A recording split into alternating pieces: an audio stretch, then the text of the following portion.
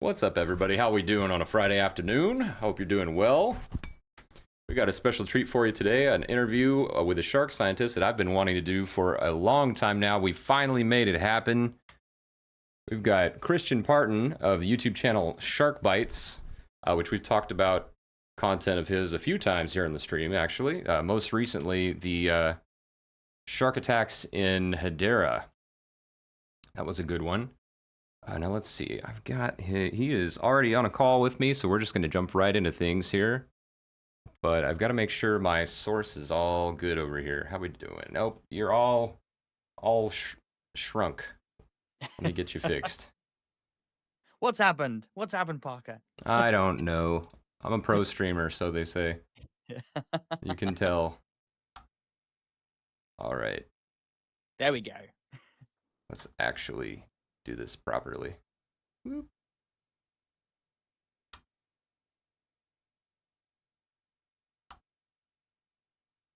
Shrink you down, fix that.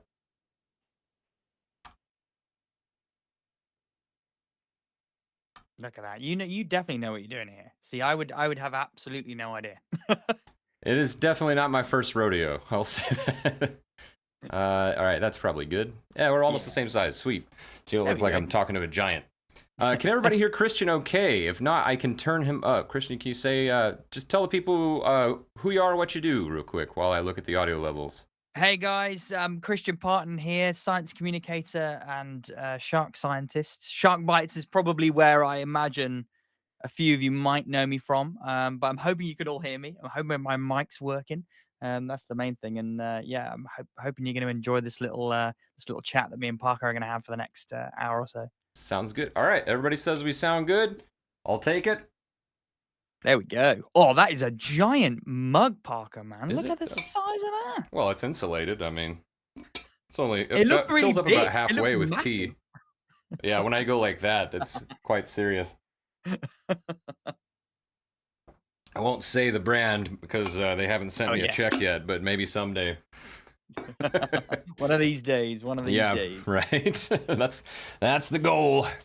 Foolish Alien, welcome in. How you doing? It says my favorite YouTuber. Oh, I love that. I'm Favorite sure of that's all probably true for a YouTubers. lot That's of us in this amazing. channel. Kender says, "Where are my Hank Hill jump scares?" So, Kristian, I don't know if you know this. I do voices, and one of them I actually did an entire narrated shark dive of mine a couple weeks ago in costume as Hank Hill. Somebody in my community 3D printed his glasses. Oh, and so for one day I sold sharks and shark accessories, and it was a hell of a silly time. That is an unbelievable impression. Yeah, it's not my first rodeo, and I'm from the town he's making fun of in Texas, so it kind of came easily. Do you know, I'm just there, like, and I'm like, it's King of the Hill, right? It's King of the Hill.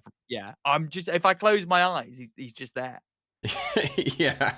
So we have a jump scare that typically people will try to redeem, and it goes, "Blah!" and like just comes up on the whole screen and scares the crap out of me. But thankfully, just so everybody knows, I'm gonna go ahead and pin a message really quick and just let everyone know redeems are disabled during the interview. Save your channel points, people. Or wait, no, it's /pin. There we go. See, I know. Wait, so it costs them channel points to like do one of the things? Right. So as people watch, they earn channel points, which in my channel are shark teeth, and I just put a little picture of a tiger shark tooth that I've got. This thing, and so they earn them passively by watching, and then they can spend them on making stuff happen on the screen. It's just kind of a fun way to mix things up, keep it interesting and lighthearted, and we do all kinds of silly stuff with that, including I like it. Including making me wear this big stupid shark head, which I'm pretty sure the only people that actually use these in any kind of media are me and that guy that raps with Ailstorm. So that's fun. I don't One of my even favorite have metal my, bands. Like, shark in the background that I know, because I'm not in the old Shark Bite studio right now. I'm sort of, okay. I was gonna say I need to blow it up a little bigger. Yeah, I don't have it. It's because I've got to sort of. I'm in the attic room right now. I'm having a load of work done to my house, but it's a pitched roof, so I couldn't hang it on the side. It still looks like a pretty cool space. Oh yeah, it's all right up here to be fair. Like I was a bit worried kind of whether I was going to squidge everything in, but I was so used to recording in the old Shark Bytes studio that when I came up here, I was like, oh, but actually, like listening to the videos now, the sound quality is so much better up here because it's carpeted, right? So there's no Oh, echo, yeah. I'm big a little time. too familiar with that. So like last year I started I made my first shark themed metal song just to try and keep things interesting. And so I had to turn my office into like a sound studio, right? And it's Yeah. Florida, so the floors are tile. Uh-huh. And there's all, I don't know if you can tell, but like it was a nightmare getting this place acoustically sound. And so I fixed that by I've got like a sound booth over Okay. here. I have a shag carpet, a little round one, and I've put Yeah. baffles on the ceiling, and then there's Mhm. like a curtain that is just a moving blanket to try and to try and make it like less of a nightmare. So when I actually am like recording vocals or Mhm. voiceovers and stuff like that, I have to go in there and like pull this curtain around me around the mic, and it's Oh a whole thing. dear. We've streamed from in there a couple of times. Yeah. Yeah. So I think it does make a difference, definitely. yeah, you got to do something though, because I mean, some people spend like tens of thousands like soundproofing a room, and I don't have it, so we're making Oh do. yeah. So what is that shark poster says someone? Oh, that is just a poster of common Florida sharks I picked up from Florida Fish and Wildlife Commission at SharkCon last year in Tampa. Um, so Kristian, you're a shark scientist, YouTuber, very successful YouTuber, might add. At the Thank time you. of doing this, you've got what is it like 140 something thousand Yeah, subscribers? something around that. I think yeah, 144 maybe the last I looked. Yeah, Yeah, just doing all right. killing it, man.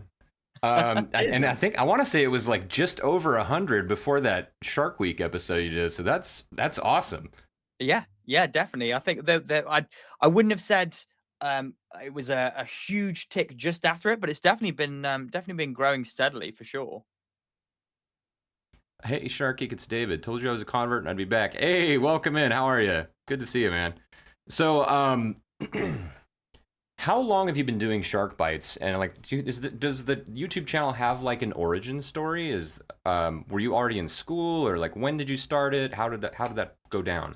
Yeah, so it's been up and running, I think since was it September? It might have been September or October 2020. So the origin story of Shark Bites is a COVID origin story because obviously so many sort of weird and wacky things were born during that Yeah, time. that's And I when I think met my wife. absolutely. The wackiest of things, no. But yeah, I was in Florida at the time, actually. My parents lived, just outside of Orlando, so I had managed to get into Florida just before, the borders closed, so I was on the last flight, and I was just sat there kind of just sort of started to finish my, master's by research, so I think I had one publication still that I was working on, but I was pretty much finished, and I was kind of twiddling my thumbs. Really, I was in Florida. Which was lovely. Weather was great, and I was way happier there, definitely than I would have been in England for sure. But I was twiddling my thumbs a bit. I was like, I don't, what am I doing? I don't know what I'm doing. And so while I was over there, I was just thinking, well, what do I want to do? I think I just want to talk to people about sharks. I want to talk to as many people as I can about sharks. And so while I was I over can there, I definitely started kind of identify jotting with that.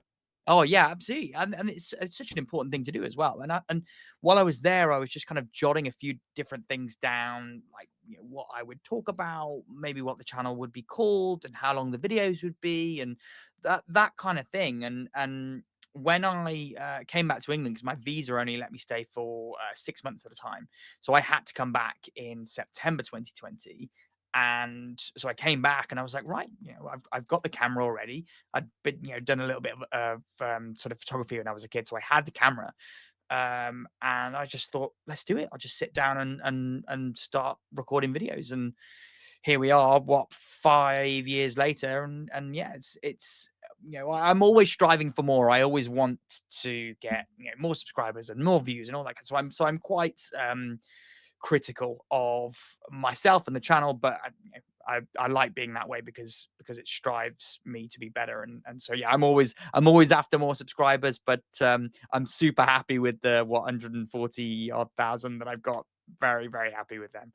Yeah, man, that's awesome. And I mean, something I really appreciate about Shark Bites and just yourself is like you can tell when people have a genuine fascination and interest in the animals and their well-being and, promoting their well-being. And I mean, for anybody in this chat probably already aware, but we know that sharks are so important to the ecosystem. Many of them are keystone species in the environments they inhabit. And so many people don't know that sort of thing, or even maybe know what a keystone species is.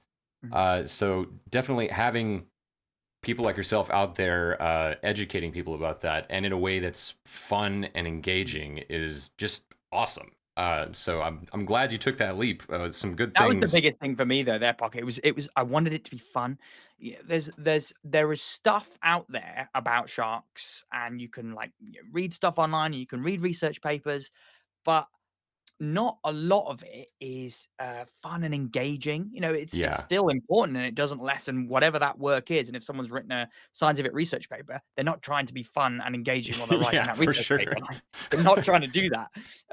But that's what I wanted it to be. I wanted to turn a stereotypically kind of dull sort of idea of science into something that was enjoyable, and something that someone who maybe not wasn't necessarily scientifically trained could understand and enjoy at the same time.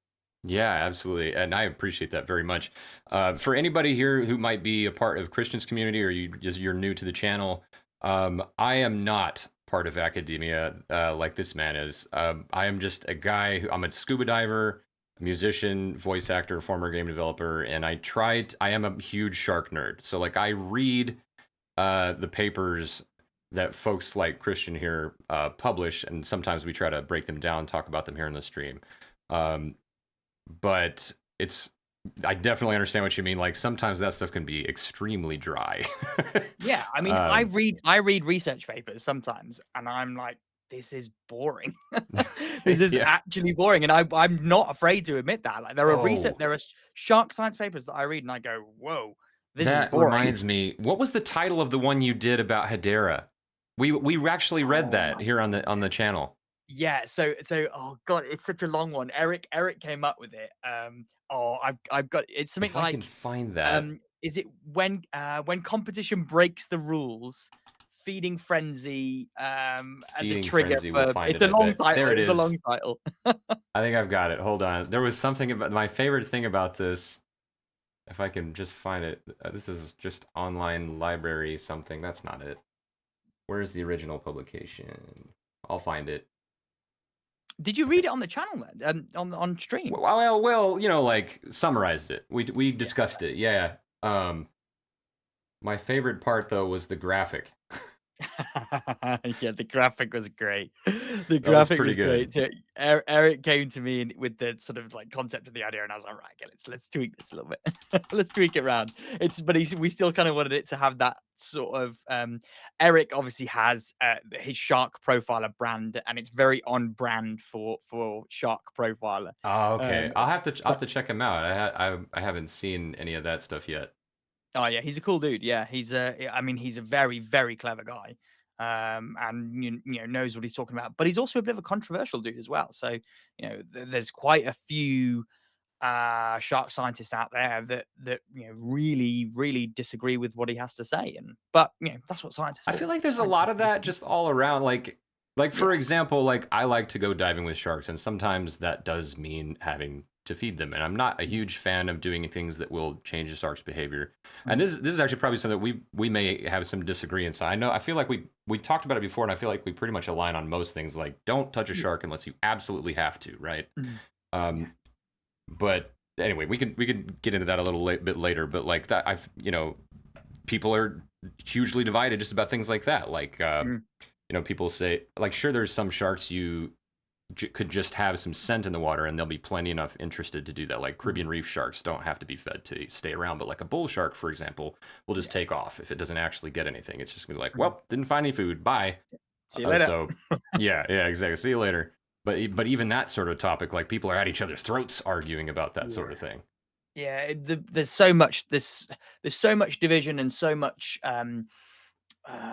sort of extreme opinions, I think, which is like I do like the science world in that respect because people will disagree, but they'll disagree in this kind of scientific way. So they'll be like, Hmm. "We propose this as a reason," instead of "Your reason's wrong." Blah blah, blah. And you're just getting raging Yeah. about it. Whereas science is a bit more kind of blunt about it, but provides scientific reasoning at the same time. It's funny you should say that. There are, I won't name any names, but there are some people in and outside, like among like my communities of like divers or what have you, or maybe shark people, shark videographers, things like that. You know, that and academia will still have their bad apples sometime. Like Yeah. there is a esteemed like shark scientist who consults in DC on them, who's now blocked me on every platform just because I was defending a cinematographer that he dragged through the mud on social media. Like so every there's civility and childishness everywhere you look. Mhm. But that is cool that for the large part that you can have those sorts of discussions and be civil about it, and Yeah. you'd be It's like, well, I tough think you're wrong and online. here's why, or sort of. Yeah, it's a really tricky thing online because when you're posting messages on a social media site, all intonation, tone is just completely lost, and you That's can't fair. you can't really have those nuanced conversations. I've found it's very, very rare that you can have a nuanced conversation with a relative stranger on the internet because tone isn't there, and tone's so important for discourse. It's Yeah. so important. There's so many people that I get in my comments who I look at straight away, and I can read the comment and read how it's written and go, "This person is just not worth engaging with because I like to engage with people. That's the thing. I like to talk to people. I love to talk to people about sharks, but sometimes the way you can see the way a comment is phrased, where it's just like, You're like, well, that's a loaded statement, like, you just spot it from a mile off. You're like, this person's never going to change their mind. They've come here to argue, and that's all they want. yeah, we have moderators to ban those sorts of people. But Yeah. so I wanted to talk for a minute about this was your first year doing Shark Week, right? Yes. Uh, Yeah, it was. and how just overall, how was it? What did you think? How did you enjoy it? Oh, do you know what? I absolutely loved it. I loved the experience of it. It was hard work, like it was long days, and I obviously had flown over to Florida to film it. I think it was in May that we did the filming. We were filming just outside of Fort Lauderdale, and I was jet lagged. Man, that's just a I'd stone's been on throw away. yeah, yeah, yeah. It was pretty close to you. But I was, I was super jet lagged, and then you're just kind of thrown into it day one. I got there the day before. Day one, we're up nice and early, and bang, you're just thrown into it, and you know that you have to be your best self. There's no room for being tired or being jet lagged or whatever it is. You just got to go straight in and be Right. up And it's and not YouTube. energetic. You're not going to do as many takes as you want. Exactly. The pressure is on because suddenly, I'm sat here in my studio and I mess up doing my videos. I mess up all the time, but I can cut it out, right? And I can just do it again. When you're in, a studio, or not a studio, sort of a shot where there's loads of cameramen around you, and there's a guy with a mic, and there's a director, and you've got two people It's a lot. There's a who are lot of there with stimuli. you.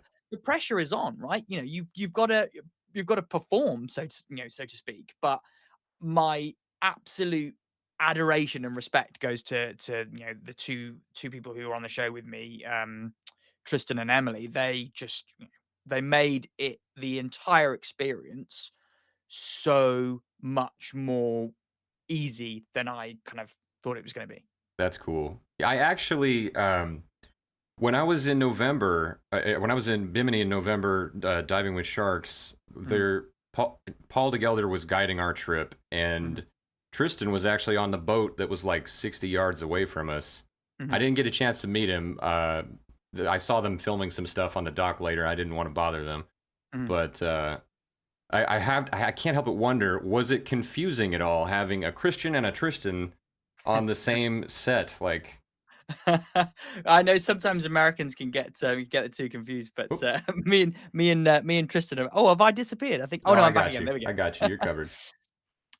Yeah, so Tristan, yeah, Tristan and Christian. I know the Americans can sometimes get them confused, but it was all right. It was fine. I mean, he was such a such a cool dude. I've known Tristan for a little while. A lot of his work with for Saving the Blue, and I think that's his sort of NGO. And they Yeah, do a lot of Saving the stuff Blue. in Bahamas and Bimini and all that kind of stuff. But I've known Tristan and his wife Annie for quite a while, but I never met them in person. So to meet him finally was really nice. And Emily was so lovely as well. Emily Spurgeon, she's such a cool girl. Like she knows her stuff and is so passionate about. I mean, she loves white sharks. That's her thing. But Who doesn't? she was awesome. I mean, spending 3 days with her and Tristan and just sort of talking sharks. It was like it was like a dream. You just want to go and nerd out with a couple of other shark scientists, and that's exactly what we did. We just sat around nerding out about sharks with a Y'all better with just a be glad I TV wasn't crew sitting at there. that table because it would have been a lot of geeking out happening right there. Definitely, So, definitely. we've got. I want to try and share this. There was an episode you put out. Said why I turned down this Shark Week show. Mhm. Uh, there was the moment where you let people know. Thankfully, this wasn't the only one that I was invited to do. I really liked that moment on this video. I want to see if we can get that up on the screen here. So I'm gonna shrink us down just a little bit. This was a fun edit. To be fair, I did enjoy doing this little edit. All right, let's get this going. I need to show the right monitor, so yeah. There's Look at deer in that the headlights, shirt as Christian. well. Oh There. my goodness, what a shirt that is. All right, let's see what we got here.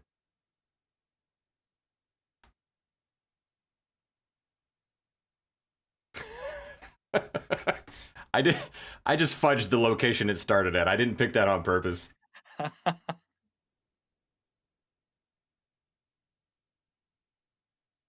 Oh yeah. Good old Dancing with Sharks, eh? Yeah, that was a show.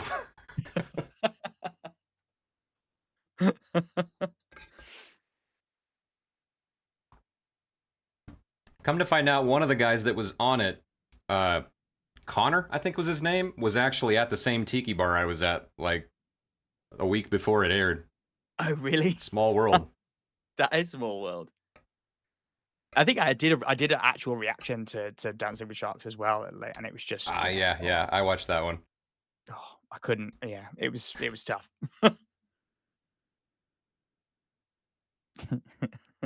This is the part that really resonates with me. Like,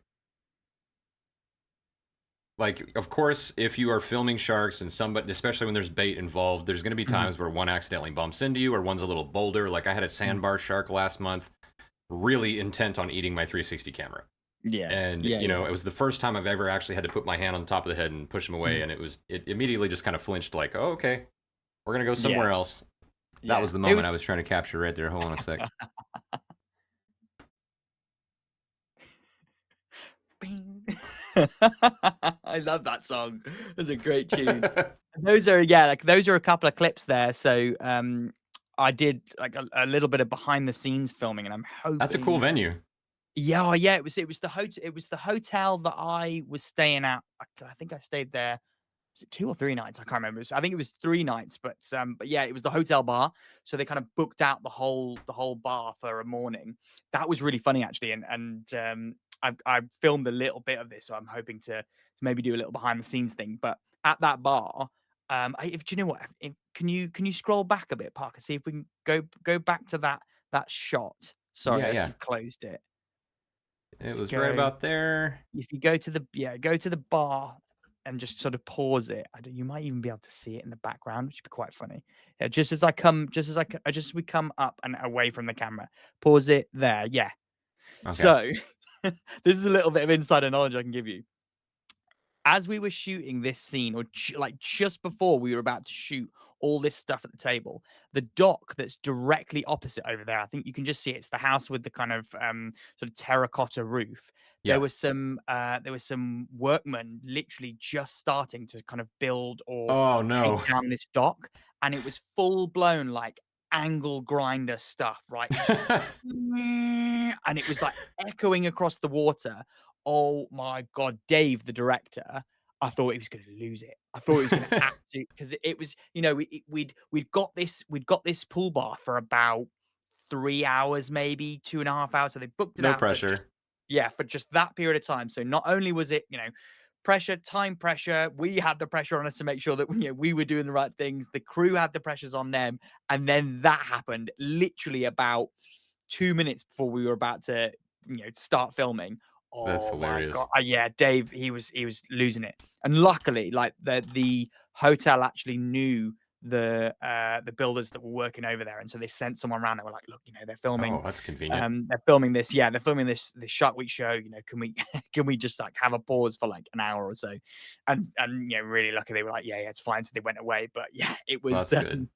it was crazy. So it's funny. I'll give you a little insider information. I have something I deal with quite often here. There's so I have this lovely little dog. He's like a beagle min pin, or not min pin. He looks like a min pin, but he's got like some beagle and some chihuahua. He's a chiweenie mostly. Okay. And so this is Jet, my little puppy here, this emote, and I've become that streamer with the yappy dog, basically. And so like we live in Florida, and especially in the summer, it's gonna thunderstorm and rain a little bit every day. Yeah. And I don't know what happened, but like he's been doing it even since we lived in Texas. Just as soon as a single raindrop hits the metal roof out in the patio, he goes ballistic. It sounds like Dino from the Flintstones. Like, I love him so much. Let's just say it's a good thing he's cute. That's the thing, yeah. Here in Cornwall, like, I'm now in this attic bedroom. We get herring gulls, seagulls, like nesting on the roof, Oh wow. and they are so noisy. So I have to, even with my window shut, sometimes they're just there going ah, ah, ah, and I'm going, oh my god, I'm gonna have That's to wait for wild. 30 seconds. Yeah, it So happens. this was the thumbnail for Frank and Shark. I wanted to give everybody just kind of like the premise of the show. I have to wonder when I saw this. I was like, wow, look, it's making me like T-Mobile pink over here. Uh, it's so magenta.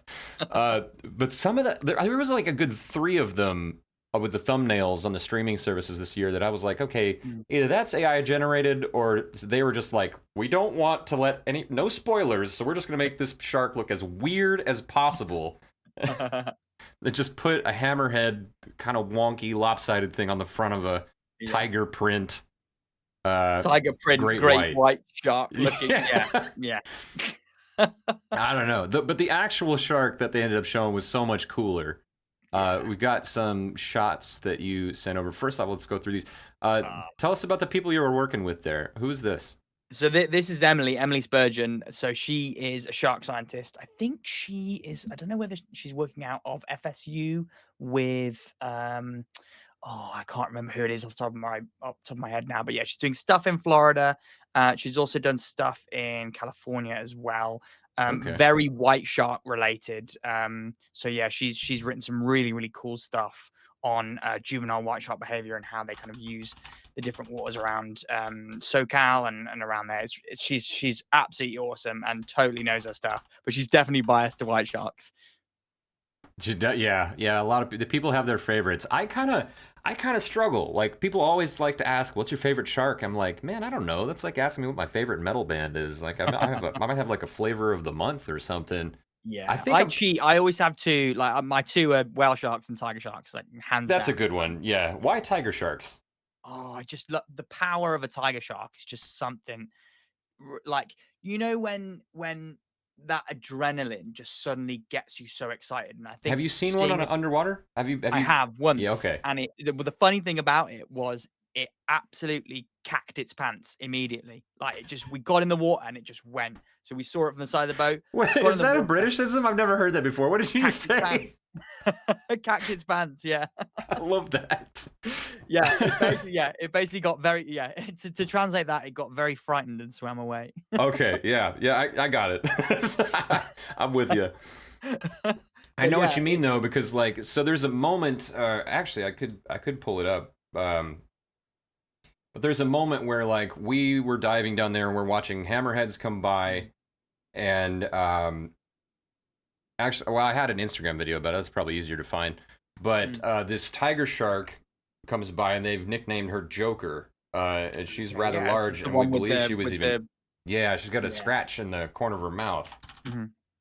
And it's so humbling the first time you see a tiger shark emerge out of the murk Mhm. because you're like, Yeah. okay, the hammerheads were almost, I call them like polite because Yeah. they kind of like line up from biggest to smallest and they give each other Mhm. plenty of space. There was one time that one of them like accidentally bumped somebody and it was Yeah. almost as if it went like, oh, sorry, and just corrected itself. And Sorry about that. yeah. Something very English about hammerhead. Oh, sorry about that. Yeah, but then when the tiger came into view, it was like, okay, this is a serious shark. It has this holy crap kind of factor to it when it showed Yeah. up. I'm trying to find it. Yep, here we go. I'll just briefly show the reel of Oh, yeah. when she appeared. That was Paul throwing a hammerhead at me, The hammers are cool though, aren't they? They're super cool. and you hear me go, "Moo." Yeah, I love that. Yeah, it is like through the murk as well. Like, oh man, yeah. What a shark. Hey, look at that bump. That's got to be a baby bump, Yeah. right? Oh, I mean, yeah. I mean, it could be. I never like to say because it's so easy to get a very full shark confused with a pregnant shark. Right. I mean, the Yeah. amount My of wife was times like, "How I've dare you seen, assume she's yeah. pregnant?" No, but like the amount of times that I've seen a picture or a video of a shark that's like absolutely massive, and I've gone, "Oh my god, she's definitely pregnant," only to spot two claspers poking out the underside of those fins, anal fins at the bottom. I'm just like, "What?" And so it just shows you like sometimes they can just literally just be really full. Yeah, yeah, and it's funny you should say that. I've seen pictures of there's a great white that used to be seen at Guadalupe Island a lot Mhm. named Doug, Okay. and this guy George Probst would post pictures of him, and people would always say, "Is she pregnant?" And he'd be like, "Nope, Doug is not pregnant. He's Nope. just full." You know, like there was a Don't say whale it. fall Nope. Nope. nearby or something. Yeah. Doug's just a big boy. Yeah. Yeah, that's Emily and I putting our best acting skills to test actually because so another little like snippet of information, the CGI Frankenshark actually hadn't been done by the time we were filming this.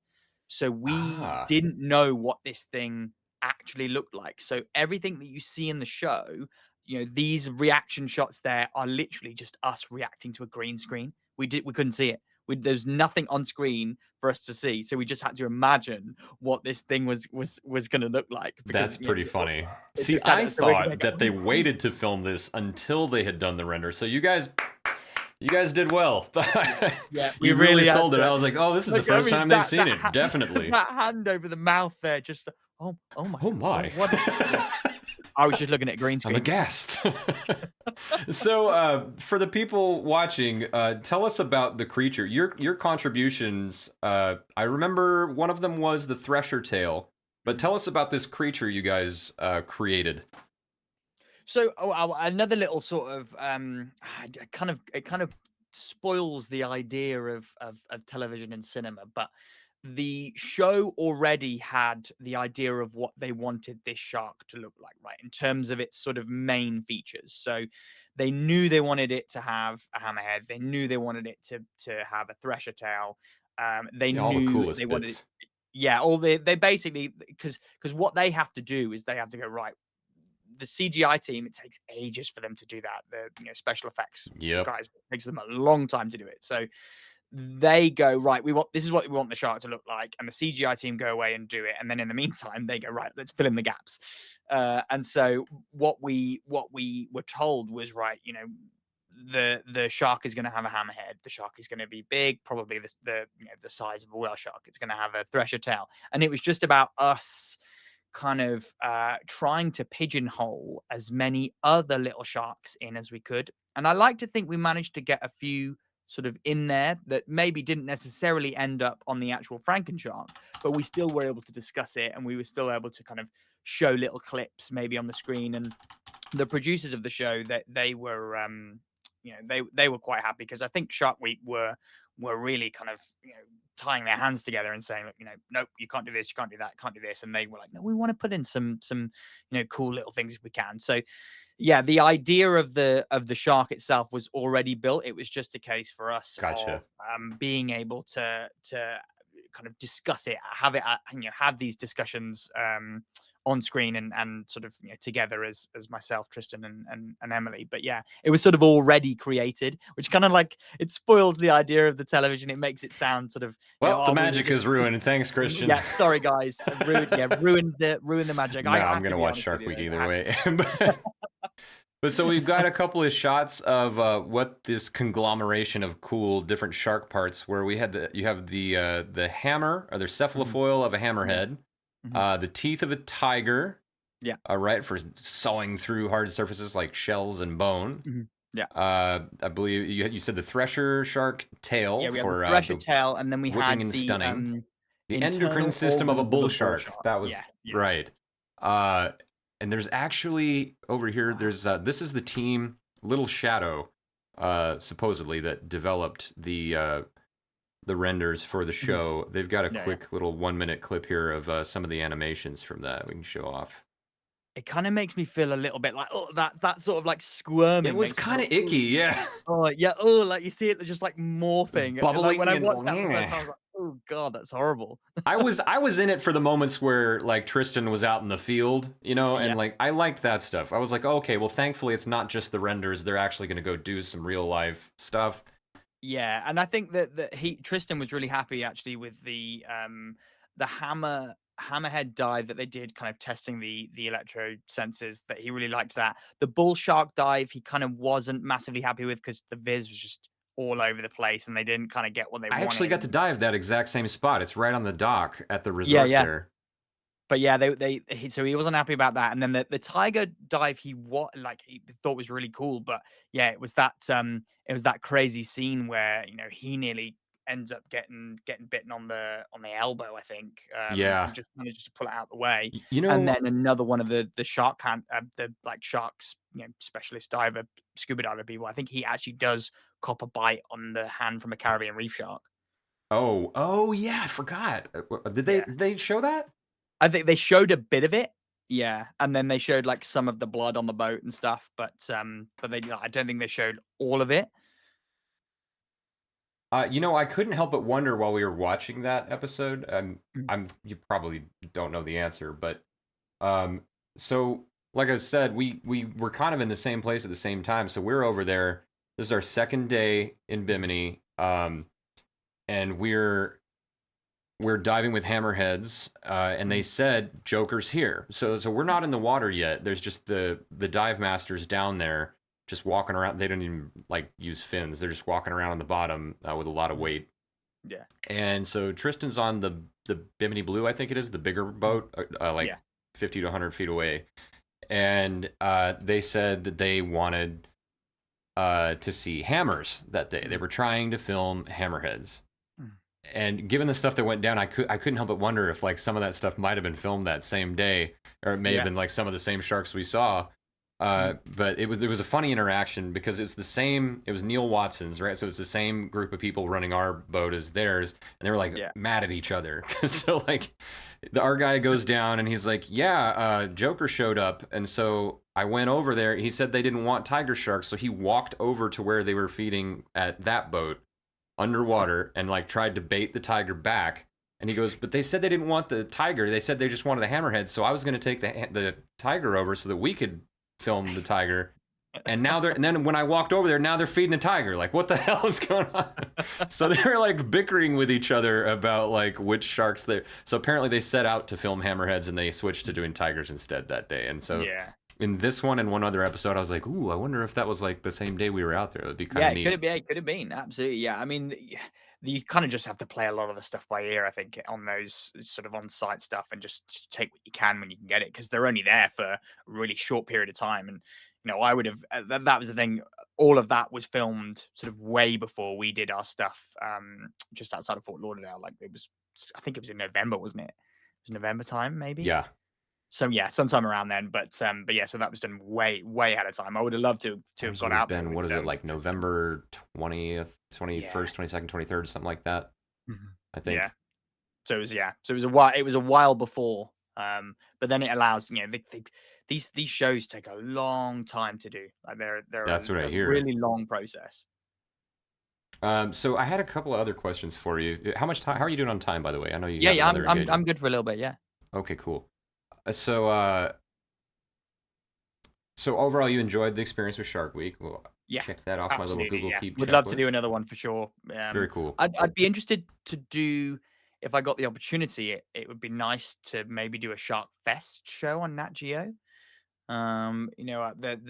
There's hopefully some kind of scope there, but yeah, I don't want to say anything too soon, but we'll No, see what yeah, happens. yeah. Don't spoil anything, Yeah. but definitely, I'm a big proponent of. I'm a big supporter of Nat Geo Shark Fest. I love it. Mhm. I always kind of tell people like, you're if you were going to compare Shark Fest and Shark Week is going to have the more like exciting, sensational content, whereas Nat Geo Shark Fest is going to be the like focused almost solely on education and Yeah, advocacy and stuff like that. I love that. yeah, Um, definitely.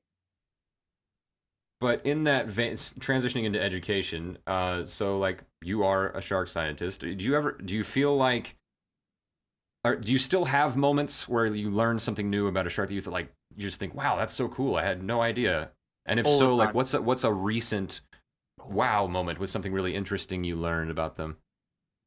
it's a great At question. least the most recent thing you can recall. Do you know the one? So I read a research paper. It was to be fair, we're going back probably about a year now, but it was um, it was a salmon shark research paper, and like, the sort of concept of the paper was tagging and biologging and that kind of stuff. But it was one of the first times I'd read a lot about um, these things called OOPs, right? Ocean observing platforms, Okay. which is essentially you can put tags on these sharks and they will record environmental data for you. So you can essentially learn stuff about what's going on in the ocean from these sharks that are tagged with these tags. And the more tags you have on sharks, the better data set you kind of get. So ocean So observing platforms, So in which is that amazing. scenario, you're not gathering information specifically about the shark, but about the places it goes and the Yeah, well, water so there. both at the same time, you're doing sort of a tracking type thing. So you're seeing how the shark is using that area of water, how it's using the water column. So you've got sort of temperature, depth, and satellite telemetry type stuff.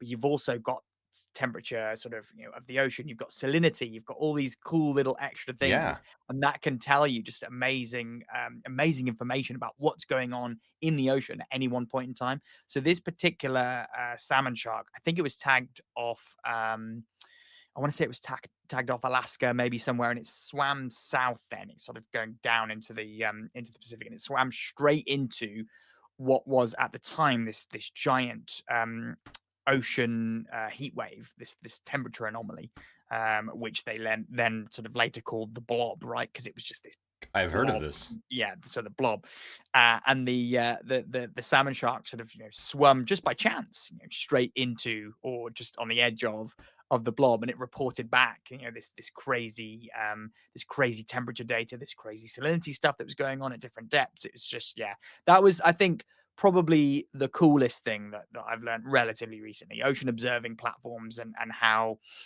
sharks can be used as these sort of scientists in a weird kind of way of just going out there Like a distribution system for data collection. essentially, yeah. I mean, That's really the neat. more sharks you have tagged with these types of tags, the more data you get, and the more expansive that data set will be. Which I thought that was a really, really cool thing That is that, cool. I'm constantly reading, research papers. My mind is just always full of stuff, and I have to write it down on my phone because I'm gonna forget about it if I don't write it down, if I don't save the link to it. I've got to come back to this, or my brain is always going at 200 miles an hour, and I'm trying to remember so many different things at any one point in time. But yeah, I'm always learning cool stuff. I can relate to that all too much. I didn't really notice it until recent years, but I feel very much like the summary of my life has been I'm playing a video game and the goal is fill my head with as much shark knowledge as I possibly can. I didn't realize I was trying to do that, but apparently not everyone does that. So But the thing is as well, learning that kind of stuff is good fun as well. You know, it's Yeah, fun to learn new things. I that's love why I learning say new it's like a things. game, you know. Yeah, yeah, And absolutely. whether you succeed or not, you always win. So that might have been the same answer, but like, is there anything recently that you worked on that you want to tell the people about, or maybe something you're working on currently? I imagine you won't be able to talk about something that's like maybe currently in the works.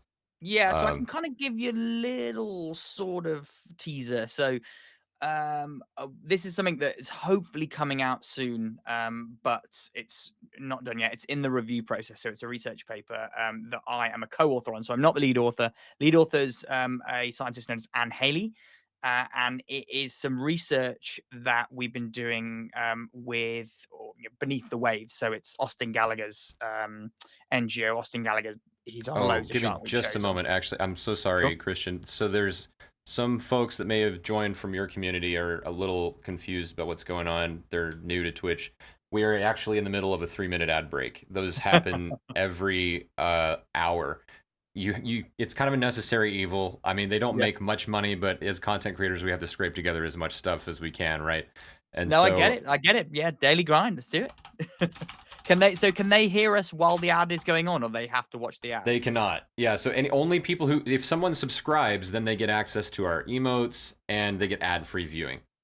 Yeah. Um, Poor Sharks 365 doesn't know what's going on. He's like, what's happening?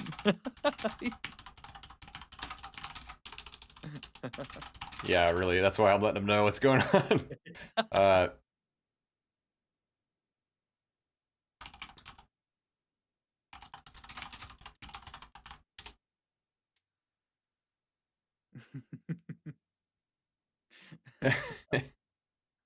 we got a shout out to Sharks 365. Yeah, absolutely. How many are in this stream at the moment? Actually, I can't Right see it. now, 25. Yeah, nice. Looks like we had 27, but the ad scared off 2 of them, but that's okay. We got 55 seconds left on that ad. I'm actually gonna take a break and stretch my legs right quick and just hit the head. While that's finishing up, I'll be right back. Yeah, no worries.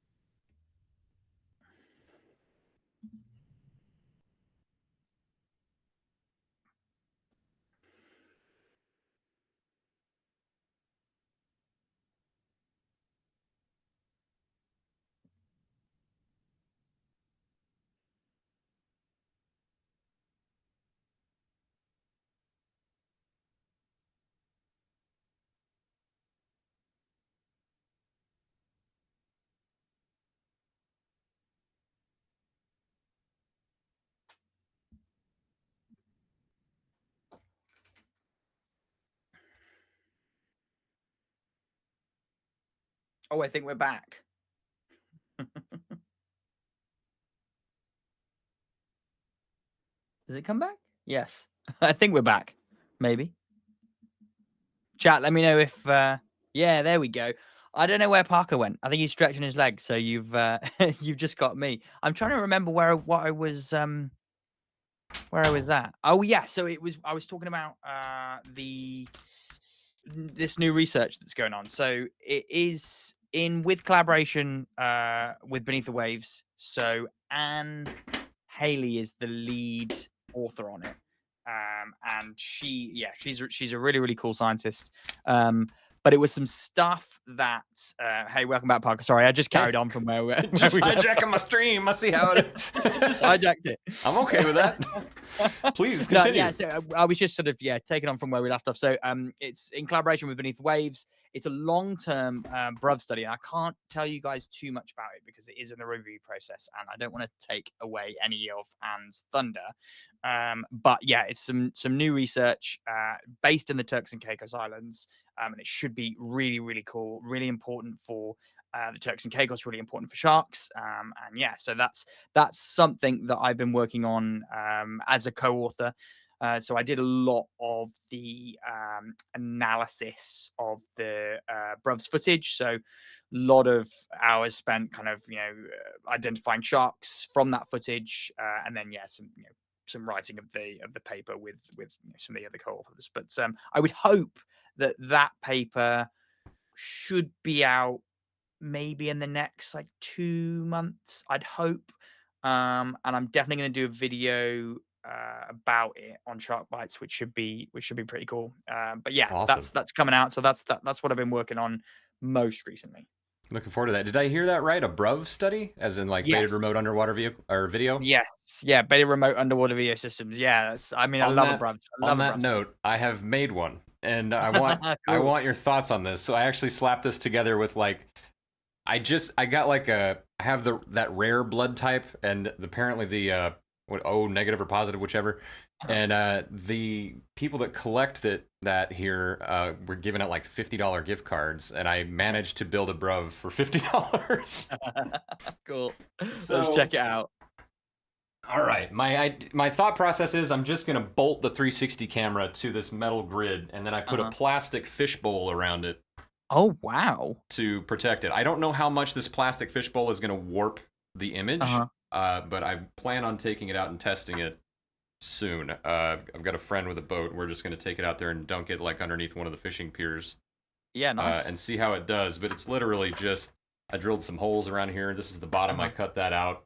Yeah. Yeah. And then there's a camera mount screw right here, and I can just stick the 360 camera right there, and it'll capture everything. And then here's some like 1 pound scuba weights zip Yeah. tied to the Cool. bottom.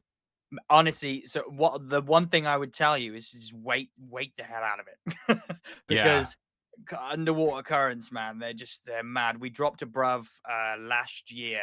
I mean, it is British sea conditions are pretty crazy, but we dropped a bruv with I can't even remember how much we put on it, but it drifted for about 1.5 miles before we got back to it, and really.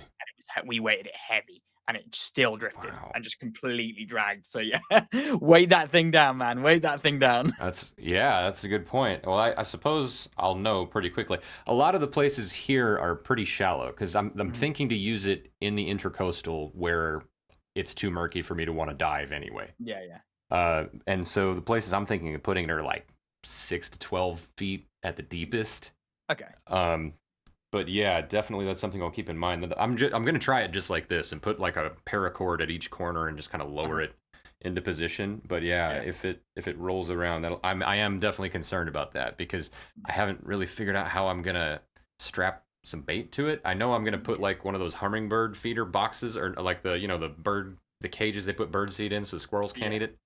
Mhm. Put some fish bits in that, and then like strap that to some angle iron or something, Mhm. and have it Yeah, sticking yeah. off of one side. So that's probably going to make it a little wonky. We'll see how it Yeah, goes. that you want that you so that you don't want it too heavy on one side because as soon as it is, it's just gonna warp. Exactly. And then so I even thought about like, okay, well, do I just like put that near it? Just like throw it somewhere that I hope is close to the thing.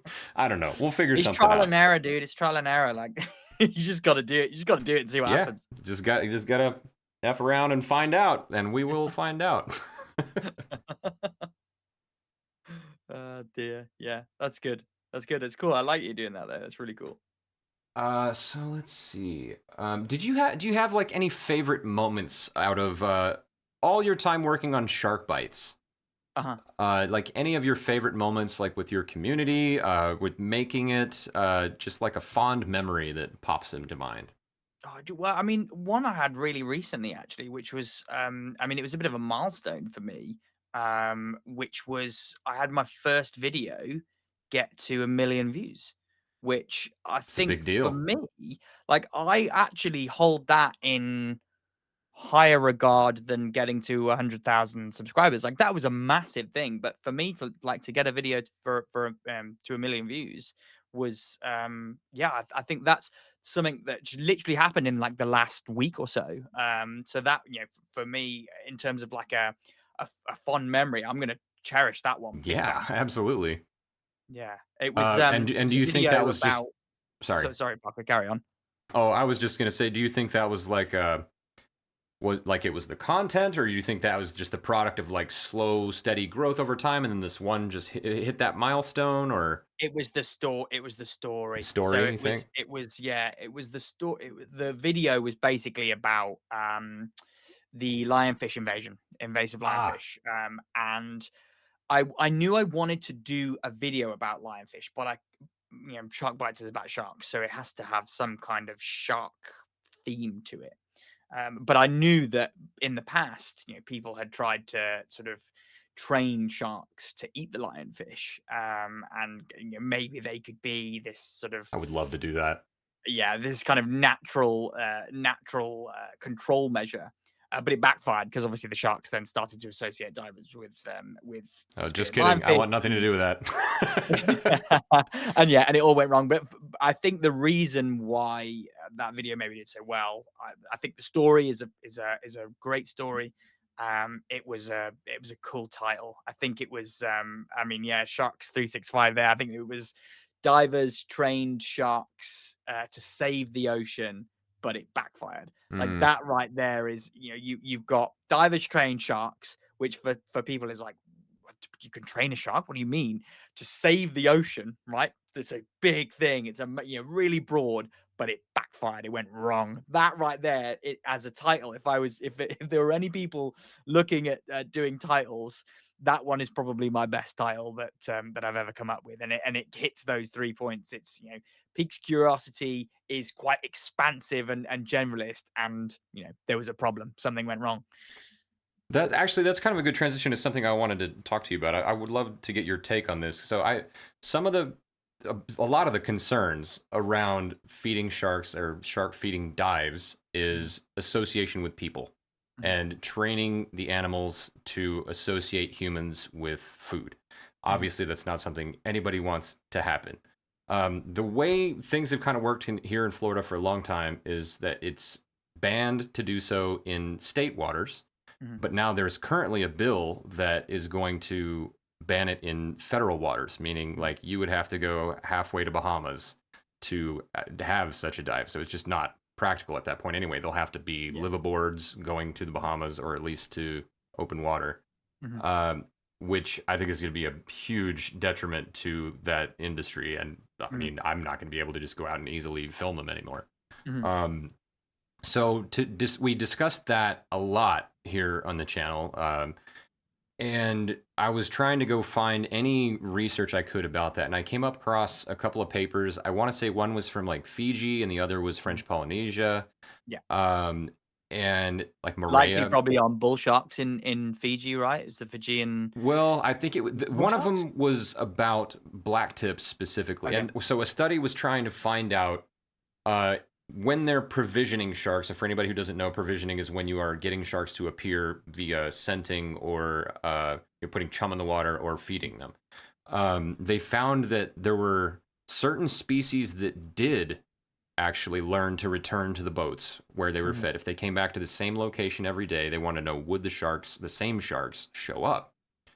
And what this one paper was saying was that what's the word for sharks that are loyal to a specific location, like blacktip reef site sharks? fidelity. Site fidelity. Thank you. They said species that exhibit site fidelity they do make those associations, but the ones that are not did not. So like Mhm, maybe your roaming bull sharks and tiger sharks would not make that association, mhm, but then the reef sharks would.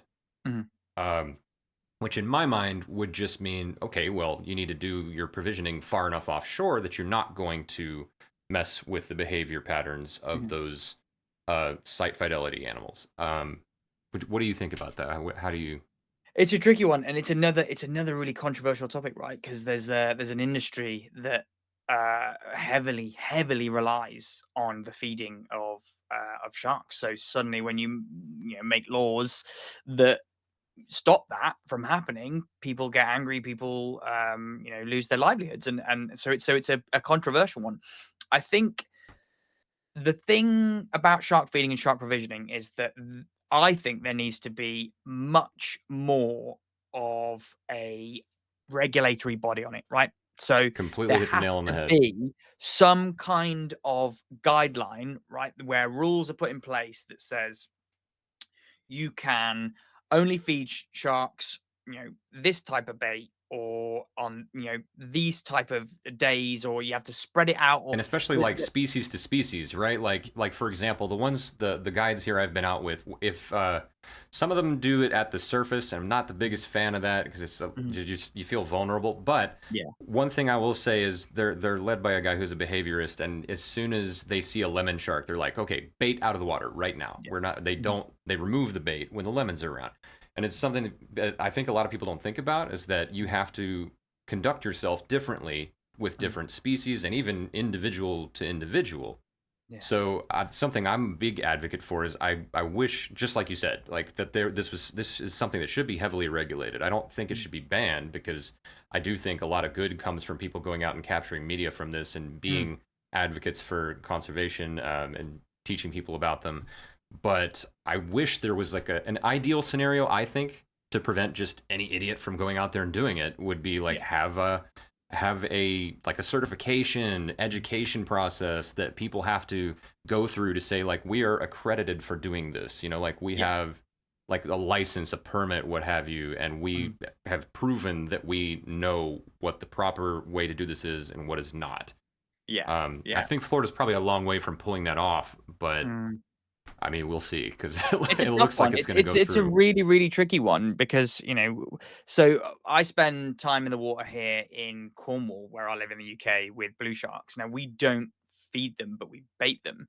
So, Right. you know, we've got the chum boxes either side of the boat, and we have a little sort of kind of rubber bait box that is floats out into the water, but they can't quite get at the bait, Okay. but it's enough to kind of essentially chum them in, essentially bait them in. But we don't actually do any sort of feeding or hand feeding and stuff. But yeah, it's a really tricky issue. It's a really controversial one, and I am of the viewpoint that I wouldn't want there to be sort of outright bans on it, because I think ecotourism as an industry, particularly shark ecotourism as well, is a massive industry. It brings millions and millions of dollars to so many different Yeah, countries to around the do world. kind of a sidebar about that, maybe we should take a second and talk about like the example that the Bahamas is Mm, setting, you know, like mm, they found out very quickly that one individual shark might be worth, I don't know, a few $100s if they cut the fins off and sell it, mhm. whereas they turned to ecotourists and realized, oh, that same shark might make $1 million a year if Yeah. it's alive,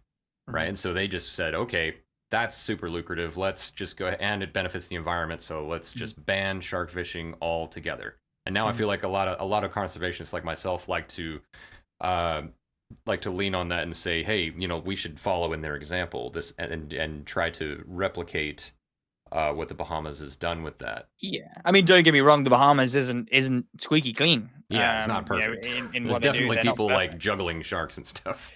Sure, yeah, but yeah, so I think ecotourism is important. I think shark ecotourism is really important, and there are so many countries that rely on that income. And I wouldn't want there to just be these sort of outright bans. I don't think outright bans work in the same way that I don't think outright shark fishing bans entirely work. That's a whole separate fisheries issue. But ecotourism, I mean, I've always been super passionate about ecotourism because I think more people should have access to sharks, and more people should have the opportunity of spending time in the water with them, because it changes perceptions, and you know, once you get in the water with the shark, your life changes, and it changes Yeah. for the better. So um but yeah, I wouldn't want it to be banned, but like we said earlier, I think sort of heavily regulated, and there really needs to be some kind of strict guidelines that have to be followed, you know, to try and reduce habituation, reduce incidents with kind of clumsy bites, where you know, sharks will end up biting feeders or biting people watching feeders, and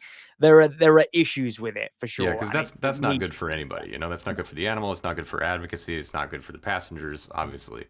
We want to avoid any kind of negative association and any Mm, behavior changes. I completely agree with everything mm. you said. I'm kind of surprised. I thought you were going to be more in the camp of like, nope, ban it. That's a bad idea.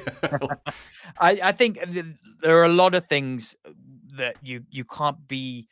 I mean, it's me, especially as a scientist and especially as a science communicator. I think it's so important to not view things as black and Just white. black and You know, white. that Yeah. you can't look at it that way. You have to consider different sides of the argument, and that's for everything. You know, that's across the board. That's ecotourism. That's fisheries. That's there's so many things that need to be considered, and I would never like to sit and say that I was a fence sitter, but I think it's important that one considers both sides of arguments and looks at things in a much more kind of graduated way and don't see the world in black and white, and that can be this, you could say that for every aspect of your life. Yeah, I think my personal view of it kind of evolved. I Mhm. went from never having to. I was actually terrified of swimming in the water because, like, I was a kid in Mexico and a shark brushed my foot, and I was that Mm. typical reaction of something touched me, and I was like, never again in deep water. Like anywhere I couldn't see the bottom, I didn't swim there. And so then Mm. it wasn't until like 2017 I got scuba certified, and it just was like whole new world. Could not get enough of it. Mm.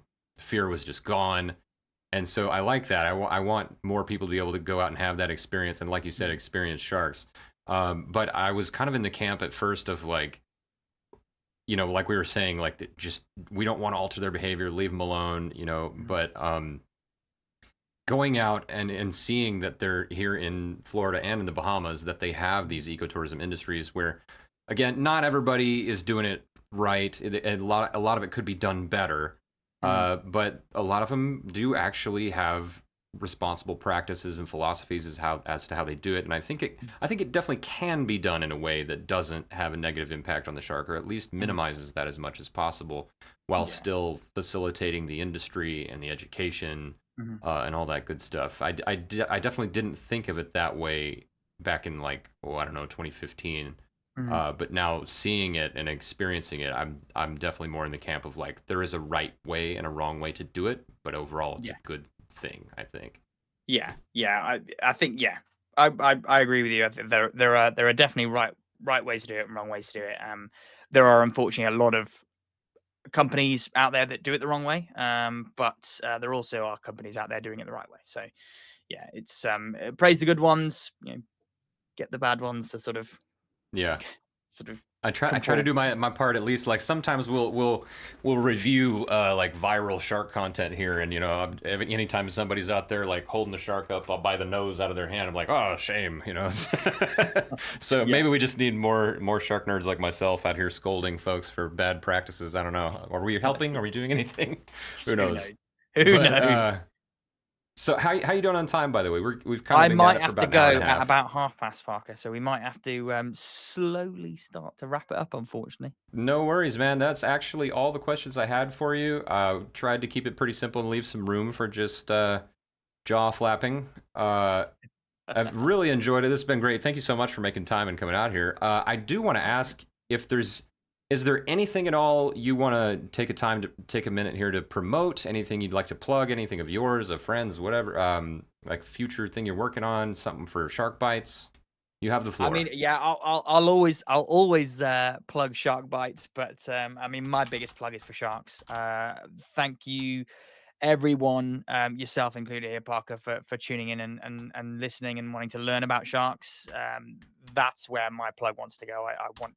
I want people to feel like they can enjoy learning about them and talk about them to their friends and talk about them to strangers. And so yeah, my plugs for sharks. So yeah, everyone watching the stream, thanks so much for tuning in. But yeah, carry on talking about sharks. Fight the good fight. They're such an important animal, and we need more people, like Parker, like you guys, loving them and caring about them and respecting them and trying to conserve them. So yeah, thank you Man, you guys. say that, but I'm a baby in this pond. I'm just getting started, but definitely I like this science outreach, especially from people that like you're a scientist, that immediately is like I at least have an idea of what I'm talking about. So people see that and they go, this guy is someone I should probably consider listening to, you know?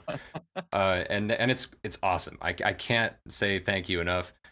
We'll have, here's a little shameless plug for Shark Bytes. I'll pin that link. Guys, this is a link to his YouTube channel. That's going to be pinned for the remainder of the stream. Once Kristian dips out here, I'm going to switch gears. We'll still be going until 5 Eastern, but I'm going to be designing a hoodie. I was going to do shirts, but I remembered it's pretty cold in San Diego. So for TwitchCon, I'm doing a panel, and so I'm going to design a hoodie. We're going to have QR codes leading to the stream on the shoulders, logos everywhere. And for it's September right now, which means subscriptions are discounted. We still get the full amount, so the support is still absolute game changer, but it's discounted for the viewers. And anybody who subs for the entire month of September, your username is going to get plastered on the back of my hoodie. So we'll give you guys a little recognition walking around the convention. You got to do something for the people, right? You got to give back somehow. And I was like, names on the shirt? So that's what we're doing. But yeah, thanks, man. I appreciate you coming by. Hope you have a great weekend. I really enjoyed this. If you ever want to come back and do it again, my door is open.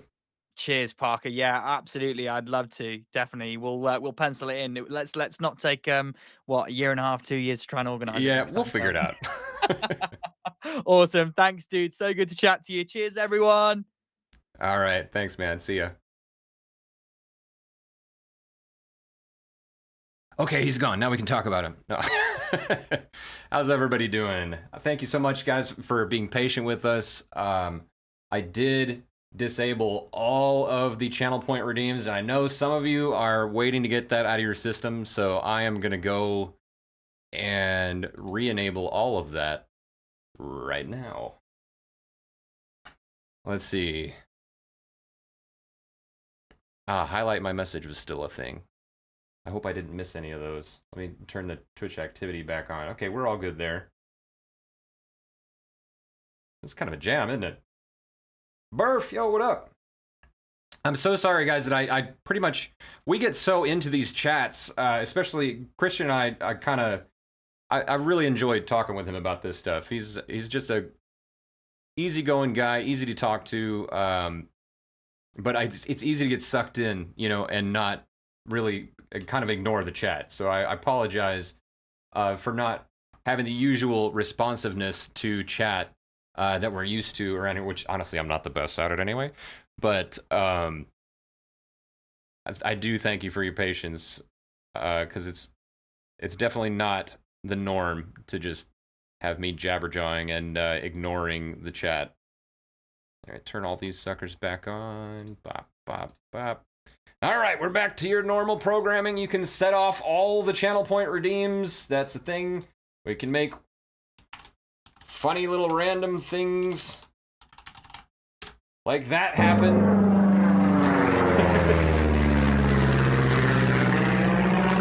We love this, bro. Don't apologize. Oh, thank you so much, BBJ. And thank you again for the raid, man. I am so grateful for that.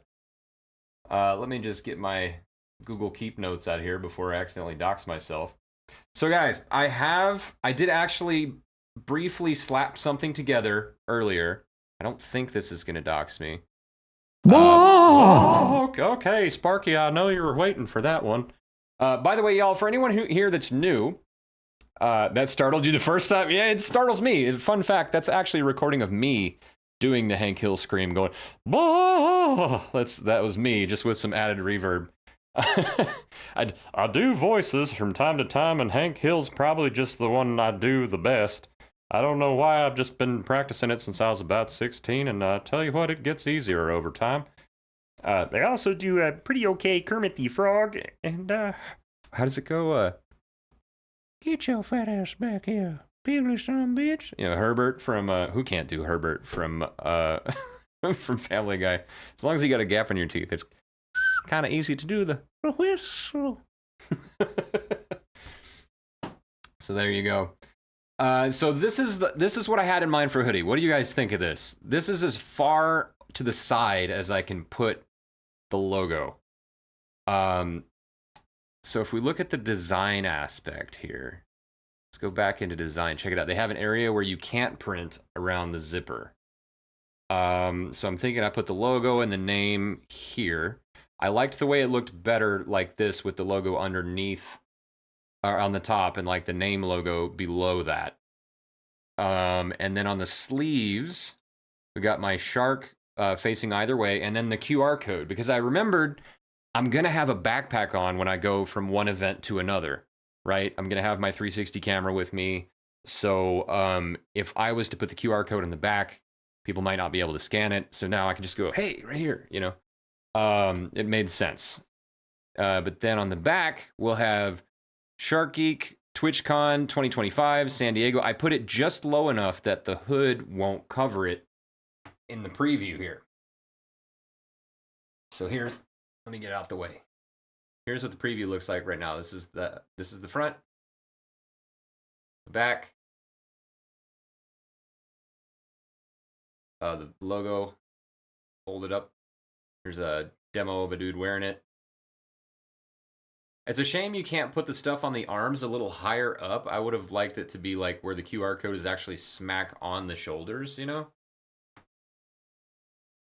The thresher shark with the plane noise as it went across the screen startled. Oh, that startled you the first time. So, Sharks 365, you will be able to buy these. So what I'm gonna do is I'm gonna put this on the shop today. This is a special edition for TwitchCon 2025 in San Diego. That I will be doing a panel at with Science Streams, and we'll get another shout out to the other participants here in a minute, which are Casey Snowart and the Connor O'Brien of Alvea's Sanctuary. And what our panel is about, it's called Twitch Goes Wild, Sharks, Art, and Wildlife Camps. And we're talking about how we're using Twitch as a platform for wildlife education and advocacy. Because when people think about Twitch, they think about video games, and they're not wrong. It is largely associated with video games. However, we want to remind people that it's also a place for education. Like Science Streams, this guy we just gave a shout out to is an insect geneticist, and he teaches, he does educational science communication streams every day of the week. And that's something that is just beginning to really flourish on this platform and take hold. He's their first science ambassador on the platform, and just a really, really cool guy. It's not a limited time, is it? No, I'll leave it up at least for like, I mean, the convention's in October, so I could leave it up. I'll probably make another one that doesn't have the TwitchCon thing on it.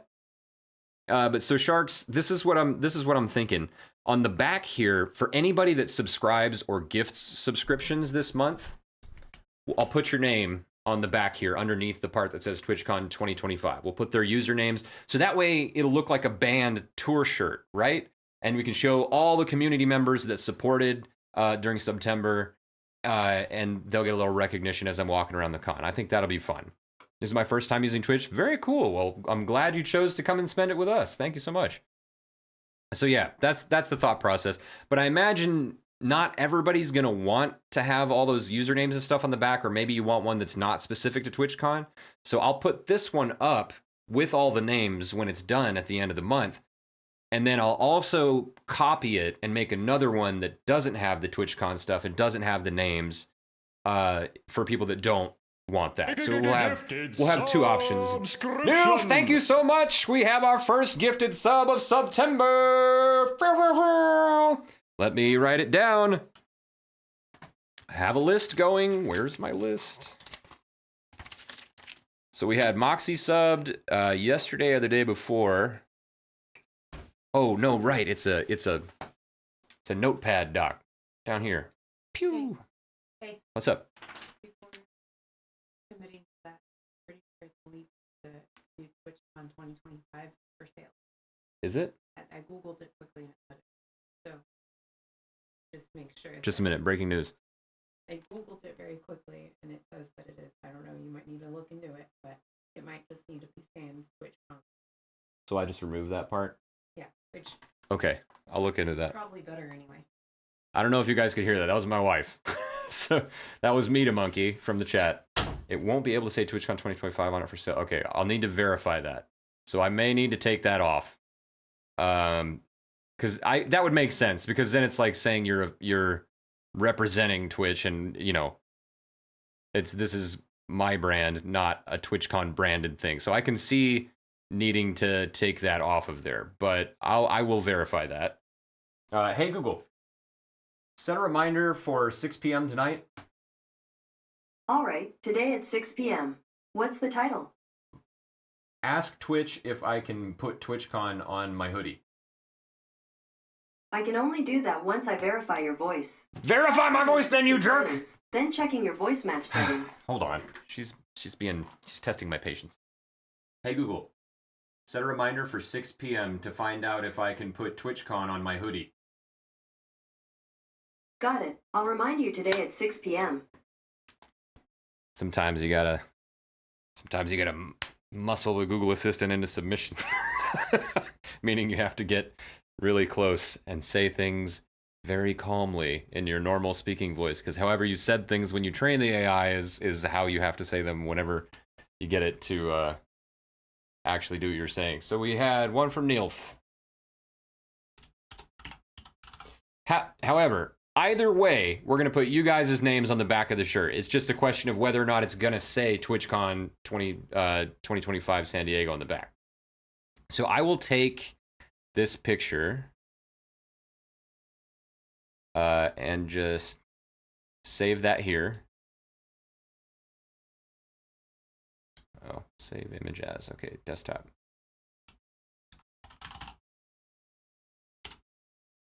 All right, cool. And I'm gonna actually, we have a Discord for TwitchCon that I can reach out to one of the moderators and ask them like, hey, is this a thing I can do? Is that okay? And we'll find out. If it's not, no big deal. I'll just take that statement off, and we'll still have the usernames looking like a tour list. I'm all about sharks, in case my name doesn't already say that about me. No, it certainly does, and you're in the right place. As far as I know, I am the only shark diver on the platform, the first one at the least. So there is one other scuba diver, a guy goes by the username Argonaut Plonge. He's a French diver who also uses 360 cameras, but he doesn't specifically go out to look to encounter sharks. I don't know if he's ever actually seen one on one of his streams. Burf! What up? Let me put you on the list.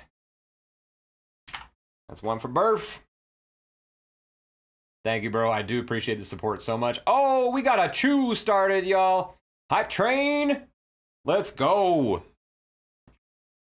Oh, I also did want to make you guys aware of something I'm doing. Let me go back to my Instagram real quick. We're doing a contest for a 4Ocean bracelet. I am a 4Ocean ambassador. And you can use code SHARK at 4Ocean if you ever wanted to buy one of their products. They have these bracelets. This is just one of many things they sell. This is their shark bracelet. They pull a pound of trash out of the ocean for each one of these you buy. And it is made from recycled ocean plastic. And so what we're going to do... Yo, Luna, thank you so much for the bits. That's awesome. And... So what we're going to do is I'm going to give away this shark bracelet. We've given away a couple of them on the stream before. This is the last one I've got. I actually was going to keep it for myself because I have the same one, but it's fallen apart. But I want to give it to you guys.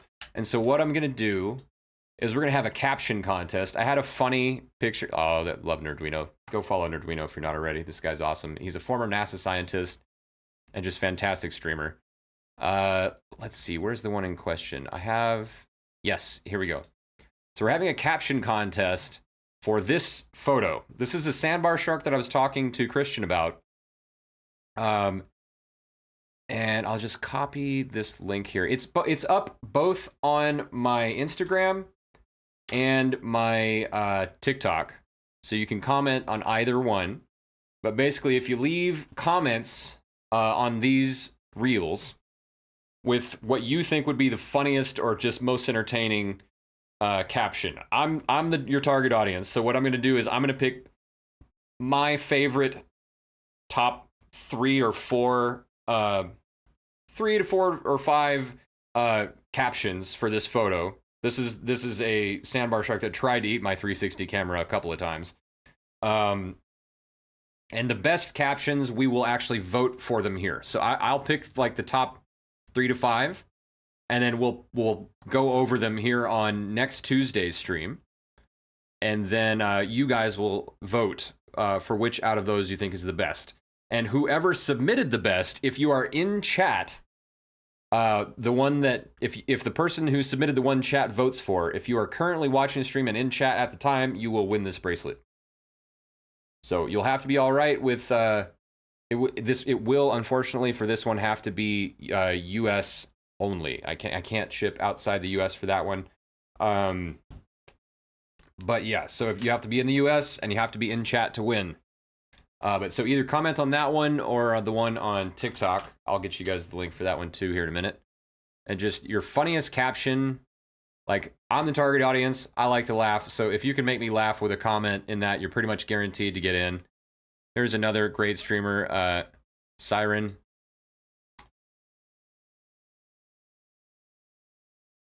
All right, and where are we with that one? There it is, it's right here. This was the automatically recommended audio. I didn't pick that by hand. All right, let's get that link in here. So yeah, leave your comments on either one. Give me your best caption for that photo, and we will pick the most entertaining one next Tuesday. And if the person who left it is here in the chat, they will win that shark bracelet. If they're not, we'll just go to the next one. We'll have our first, second, third, fourth, and fifth, and we'll just go down the list to whoever is actually present that put one in. Will get it. And my wife was the first comment on there, so if none of you guys do it, it's gonna go to her. So we have backup plans for our backup plans. So anyway, how do we feel about the shirt? Let's do a poll. Let me just dock that over here. Or the hoodie, rather.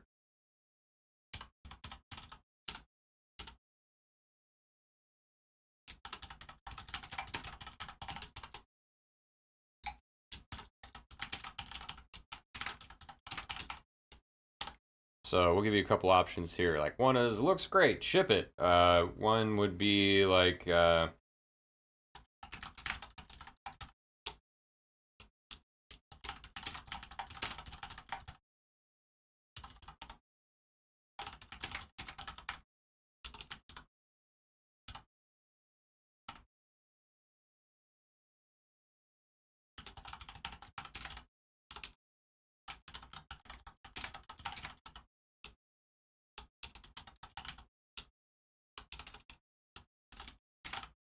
there we go. All right, we got a 1-minute poll going just to get your thoughts on the design of the TwitchCon hoodie. The special edition Shark Geek hoodie for TwitchCon, not representing TwitchCon, just participating, to be clear, to make sure I'm not getting myself in any kind of trouble here. I think there should be a shark on the back. My caption can easily be beat. That's true. That's true. She didn't work very hard on it, you guys, so she's setting the bar low for you. I think there should be a shark on the back. I could put a shark on the back. It's the only shark artwork I have right now is the one on the sleeves, which is hard to see from this angle. If we go back to design, it's easier. This is the one on the sleeves. So I could put that back there with everything else too. Like, instead of saying the thing about TwitchCon, I could just, looks great, ship it, 5 votes, okay. Then we'll keep it this way, but I'll tell you what, if we cannot say TwitchCon on the back, which I will research that part immediately, how much is going to be covered with the hood? Actually, so that's why I lowered it. It was covered by the hood in this demo. You can see here if I go back and like raise this up all the way, check it out. I hope this is accurate, but I'm gonna get a demo one sent to me just to make sure. But if you now look at the previews, see it shows a little bit being covered by the hood. It actually will do it in real time and show you.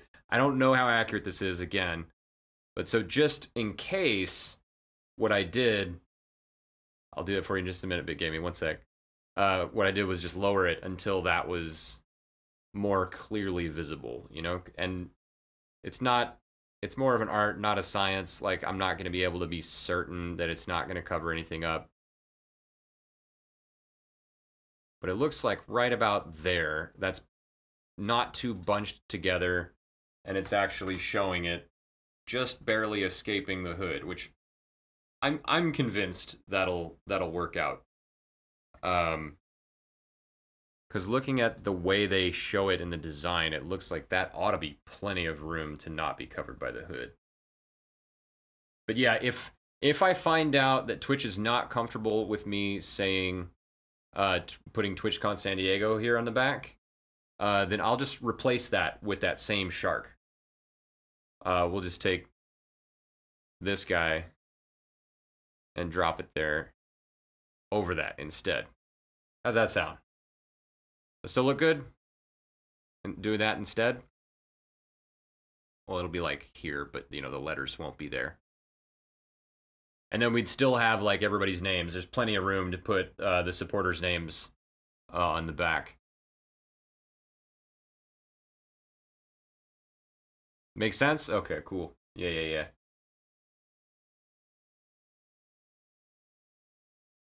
Yeah, I think that's a good compromise. To like, if I can't say TwitchCon, I'll just put the shark in its place. I'm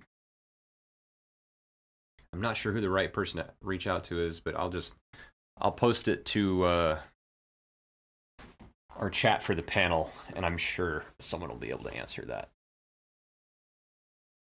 So yeah, okay, then this is going to be what we got. That's going to be the final product, plus or minus that extra flavor text there. So let's see, what else were we doing here in the chat? That was on my to-do list the whole week.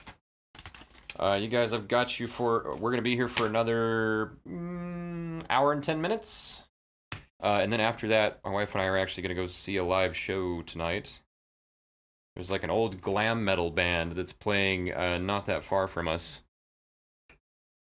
We're going to go see. I can't say who it is, because that would dox us pretty bad, but I'm pretty excited about it. All right, so we designed the hoodie. Shoot, I think that was really the last thing we had. And then I'm working on some slides, but that's something I'm going to do off stream, because nobody wants to watch me make a PowerPoint.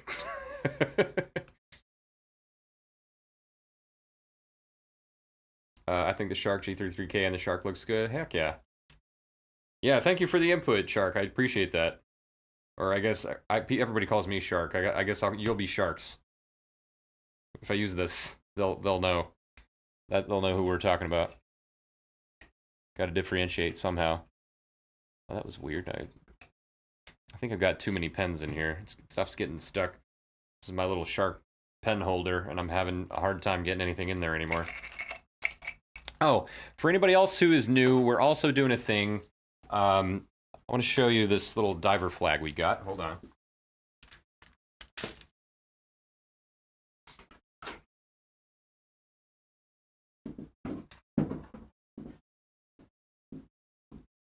So, one of my favorite things to do, and I'm not kidding, I actually spent a lot of time on my vacation doing this. It's not just like virtue signaling, but it's actually like it really is satisfying for me, is going and picking up trash out of the ocean. If I see plastic sitting at the bottom of the ocean, if I'm scuba diving or snorkeling or whatever, I always grab it and stuff it in my pocket at least.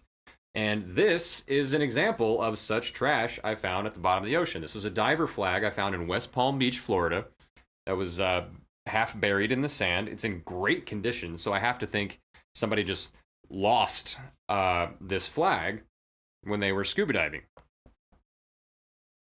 And so what we're doing is, until this gets completely filled up, anytime somebody gifts 5 subscriptions or more to the channel, or they donate 3,000 bits, which would be the equivalent of 5 gifted subs, which the subs would be cheaper now because it's September. Then I take this green paint pen and write your name right here on the flag. And then once we fill the whole flag with names, we'll raffle it off to somebody in the community. And that can be like a badge of honor. You can put it on the wall or something. I have like one of those cow horns that you can sound, but also like put a cork in it and use it as a drinking mug. And right now it kind of fits perfectly in that. So I hang it in there in the back of the room. So this will be an ongoing thing that we do until just the front side, not front and back, but just the one side gets covered with names. I think that'll be cool. So far we got Misadventures in Astro, Callista Starshine, Flug, A Date Night In, and That Funky Monkey on this list. Date Night In is another member of my stream team. That is fantastic. But I would give her a shout out right now, but I was meaning to give shout outs to the folks that are going to be on the panel with me at TwitchCon, such as... How do I not have a button for Casey? I need to fix that. A Viking drinking horn? Yeah, exactly. I'll show you if you want. Dun, dun, dun, dun, dun. Do SO Casey Snow Art. This is a nice introduction to Twitch. Sharks, I'm so glad you enjoyed it, and thank you for coming and hanging out with us. I hope you come and hang out with us some more in the future. I'd love to get to know you better. Anybody who's interested in sharks and promoting their conservation is definitely welcome here and is a friend of mine. So I hope you have a great weekend. Hey, BitGamey, what's going on, man? How you doing? So yeah, guys, Casey Snow Art, do make sure you go and follow her. She is, let's see, is she live right now?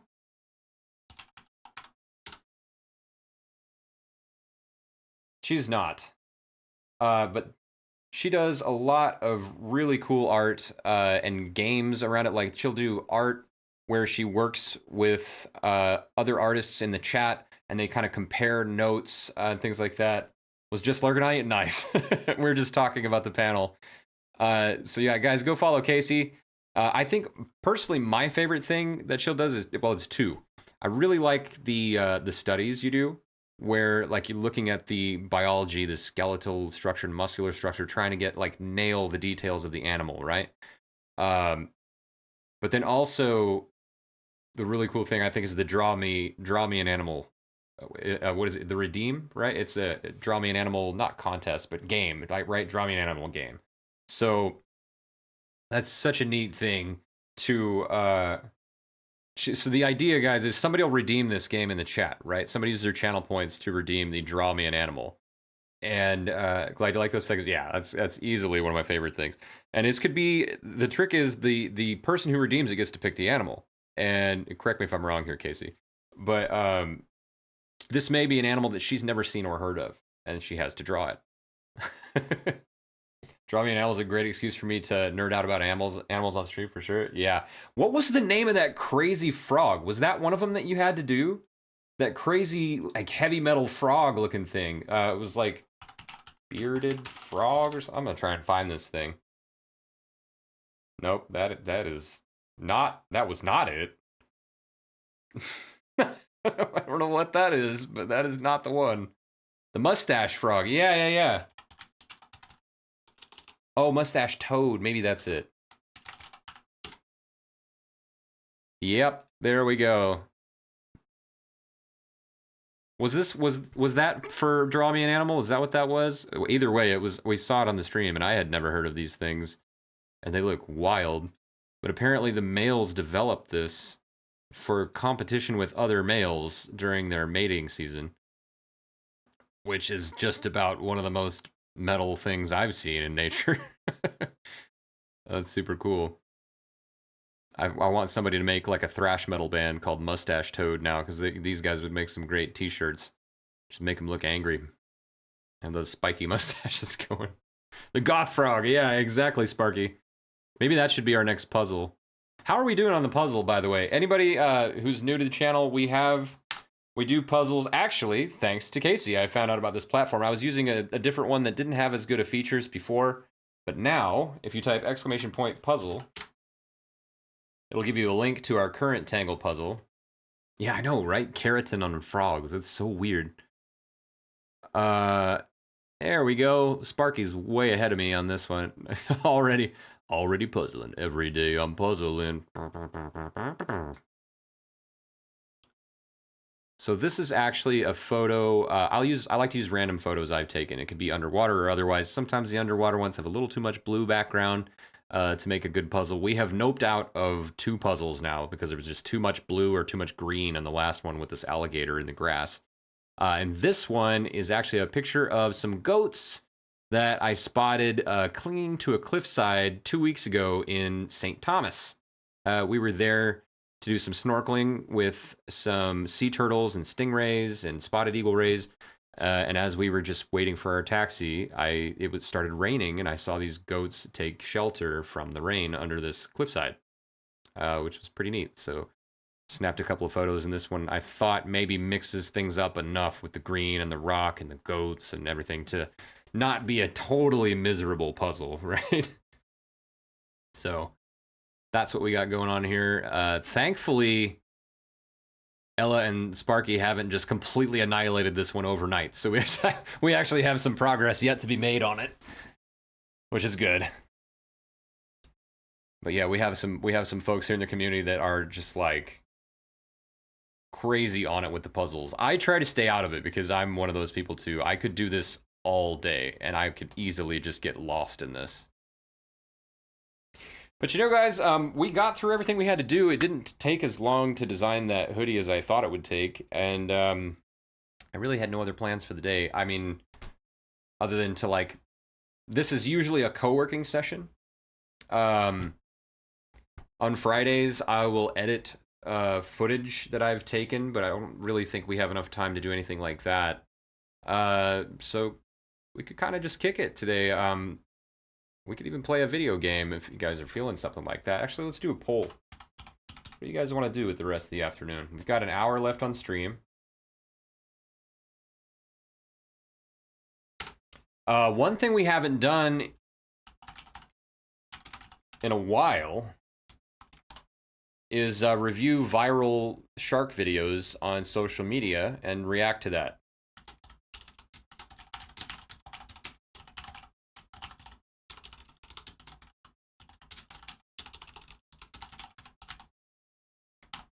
So we could do shark social media video reacts. I like to discuss different shark viral videos, sometimes to let people know, like, this one's AI or this one's not. Sometimes if it's a negative interaction, to explain, like, try to understand what's really happening, why it happened, and maybe how it could have been avoided, if I have the insight as to the answer to that. If I don't, I will say so. I'm not going to try and mislead you guys.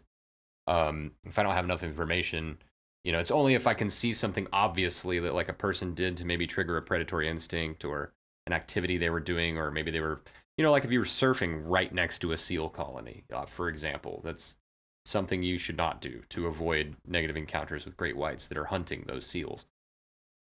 So let's see, we could do shark social media reacts. Oh, and we also do !Discord if you're not in our Discord already.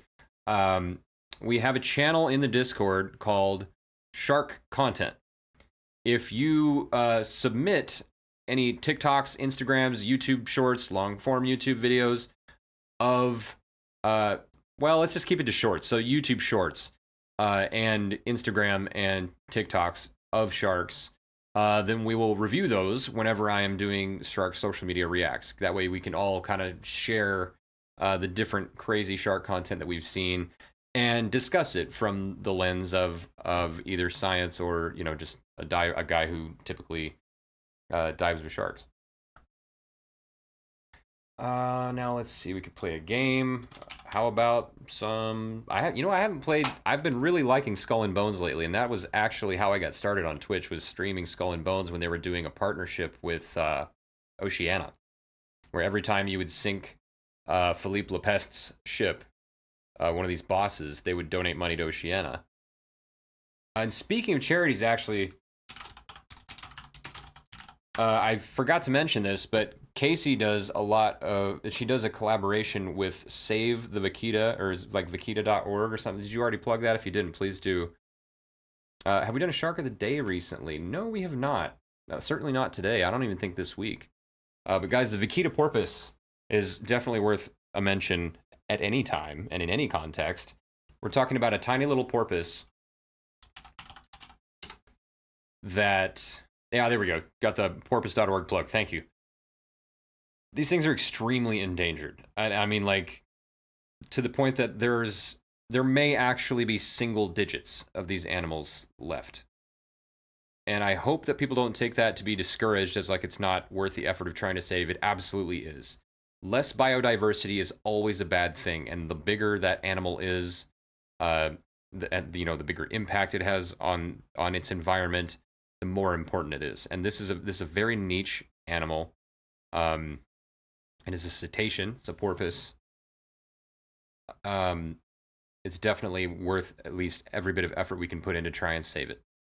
Luckily, some people might think, oh, if there's not enough of the population left, then you may not be able to actually make an impact because the lack of genetic diversity might harm them in the long run. They might not have enough genetic diversity to come back from the brink of extinction. But as Casey was pointing out on one of her previous streams, this species particularly has come back from the brink of extinction a couple of times before. They have had really low populations in the past, and they come back from that. So as a result of that, they have developed a Casey, do you remember exactly how you phrased it? Like they're resistant to genetic bottlenecking was the words I'm looking for. They're resistant to genetic bottlenecking. So they absolutely can make it back from this. All we have to do is just contribute to organizations like porpoise.org who are trying to help protect them from things like getting caught in fishing nets. That is really the biggest threat to them is, I would imagine, loss of habitat due to human development and getting caught as bycatch in fishing nets. They're really, really fragile animals. When they get caught and tangled in these nets, they often can die from exhaustion or drown, even if they're held beneath the surface of the water. So yeah, definitely something that needs all the help it can get right now, and is absolutely, absolutely worth our effort in trying to save them.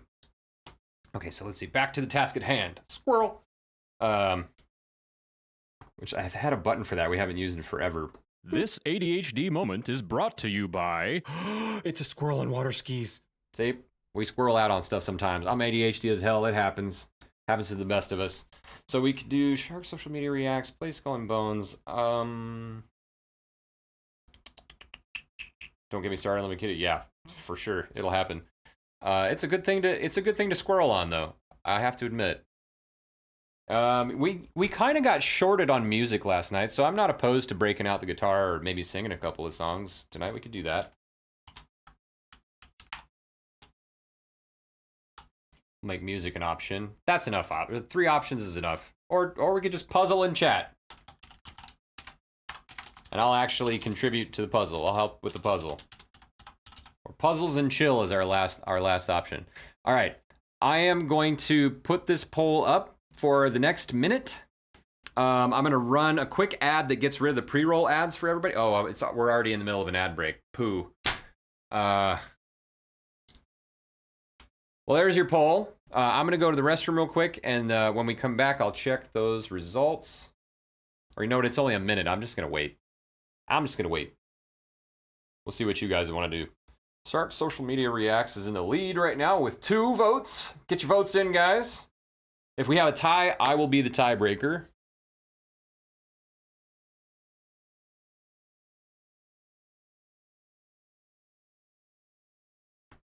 We have 1 vote for Skull and Bones. I'm definitely not opposed to that.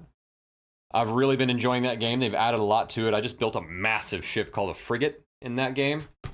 It's been a lot of fun to fall in love with that game all over again. And do a little piracy on a Friday afternoon. Yarr. They're impossible to not love. Yeah, I completely agree.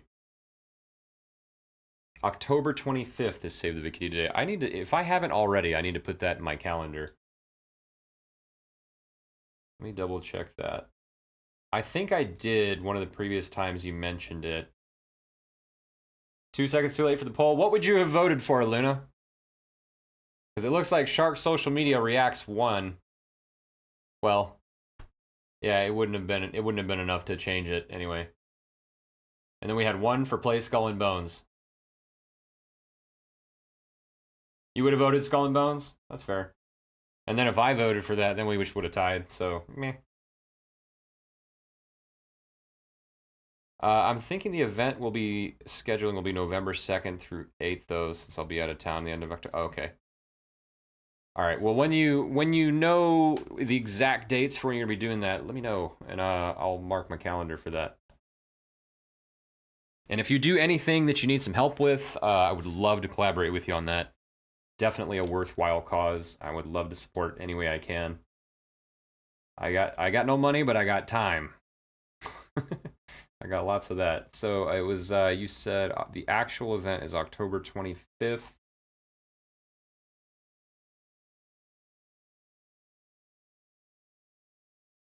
I do not have that yet. Let me just mark that as all day. Save the Vaquita day. And under notes, we're going to put porpoise.org. That is not actually how you say porpoise, by the way, in case anybody was a little confused. I'm going to save that to our family calendar so that my wife can see that too. There we go.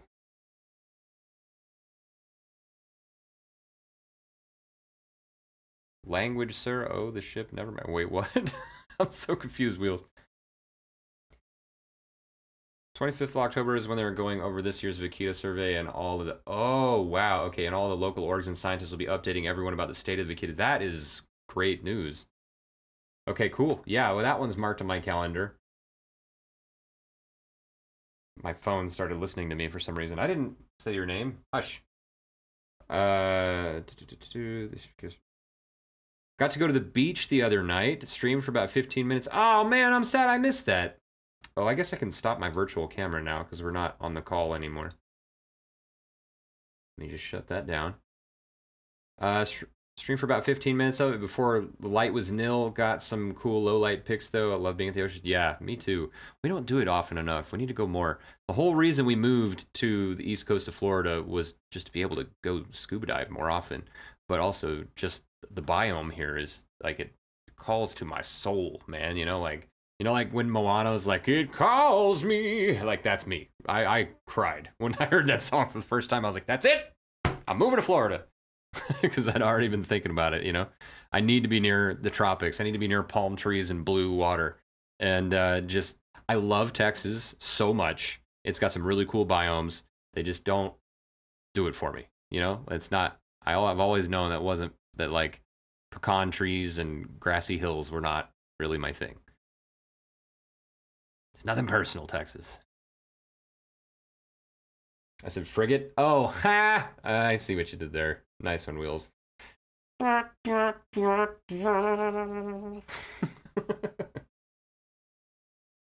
Still in Central Cali. Might go back in the next couple of days. Nice. Yeah, do it. Soak up as much beach time as you can. All right, so we're going to do reacts to Shark social media content. I'll go to the Shark content channel.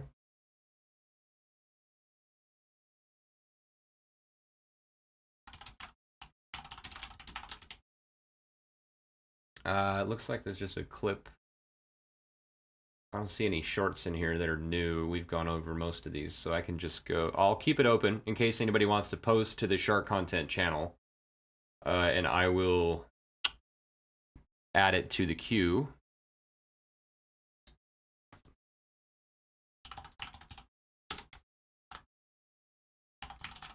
We'll start with Instagram, because I know there's a few that I have added to my list to check out. We've got, how do I view my playlists? Saved. Here we go. I know there's some we haven't looked at here on the stream. And I have a Sharks playlist that I add stuff to talk about here because I think they add some kind of interesting talking point.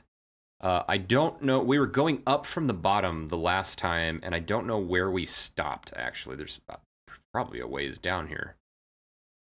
But it might be better. We could go down until I recognize one that we've seen here on the channel. I know we've seen that. That's the piebald lemon shark. Has a skin disorder called piebaldism. So I think we saw that too, and I know we saw that. I don't know if we saw this one. The rest of these might be new to us. So we could go from there up. I think we talked about this one, though. That thing was massive.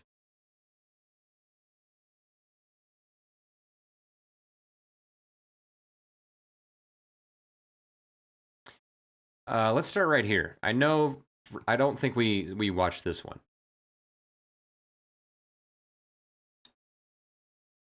Have you ever gotten into some of the lionfish hunting in Florida? No, Casey, I have not. I've never been spearfishing for anything, but I want to so bad. So here's the deal with that, Casey.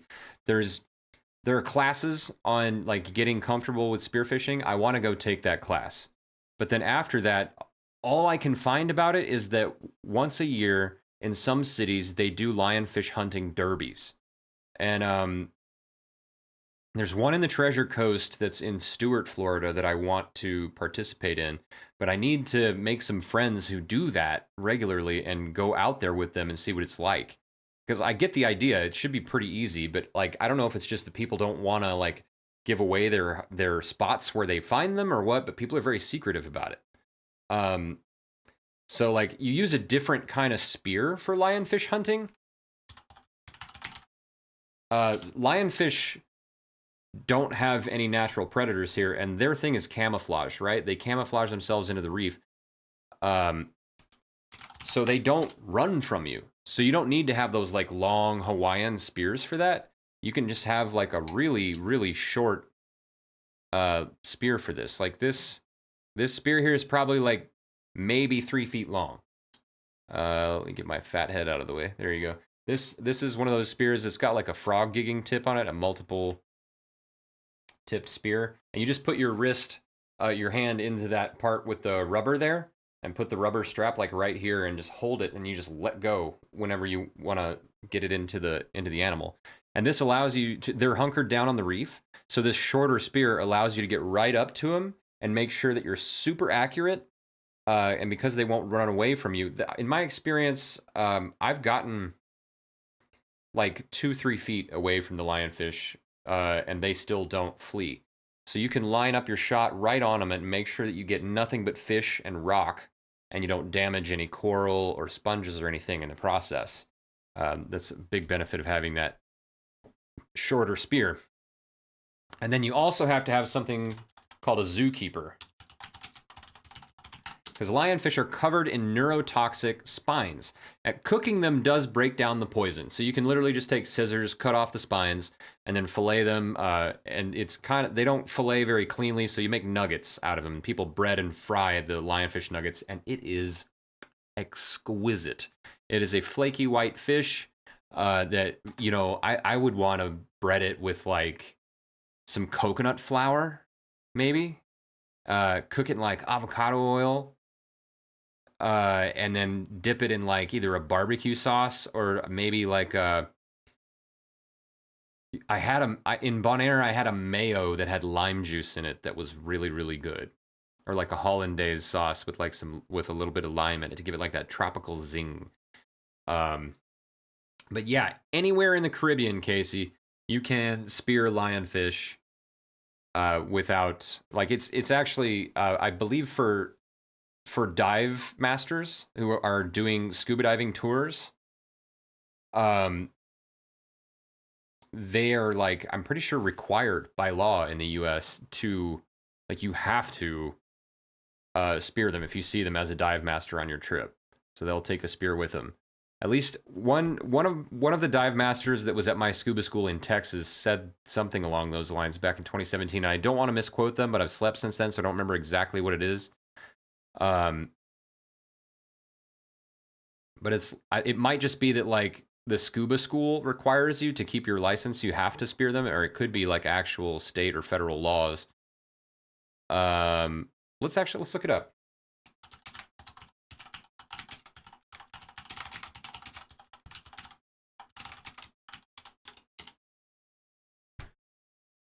What does Google say about this in a brief search?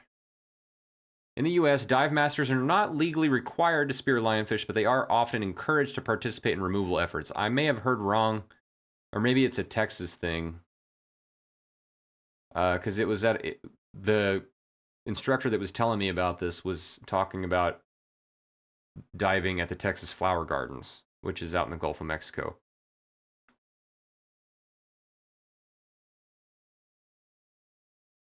They are often encouraged to participate in removal efforts. Federal and state agencies actively promote the harvest of the invasive species to produce native marine ecosystems, and many dive operators often offer specialized training to enable divers to join these conservation efforts. Yeah, this is something I very much so want to get involved in. I just don't know, like, where is the best place to do that. I'll find, I know there's some organizations that actively go out and try to remove these things. So I'm going to try and find some of those that I can reach out to and see if maybe I can collaborate with them, because that would be really cool. Get my 360 camera in one hand out there and film the whole thing, and I'll spear the lionfish in the other hand. I have my zookeeper over my shoulder. So this is a zookeeper, guys, just to explain what the hell I'm talking about. It is just basically a PVC pipe with a funnel at the end that has been cut into quarters or eighths so that you can take your speared lionfish and not get stung, and just take it on the spear and stick it into the zookeeper, and when you pull it out, it'll pull the fish off. And that way your lionfish are safe in this heavy-duty PVC container, and you won't get stung. So people can have up to like 100 pounds of lionfish, you know, or whatever, in some of these bigger zookeepers. You can have a ton of these fish in one of these tubes and not accidentally brush up against it and get stung. And they can just keep stuffing them in there.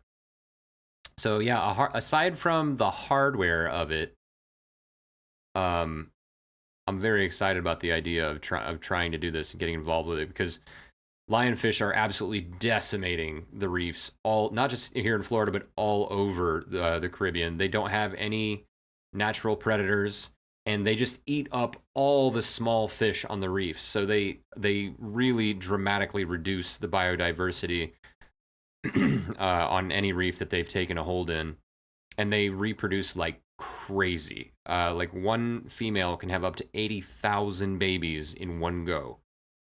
So when you're a species that doesn't have any natural predators in the Atlantic, because they're originally from the Pacific, and they get released from being in captivity, then they just take over.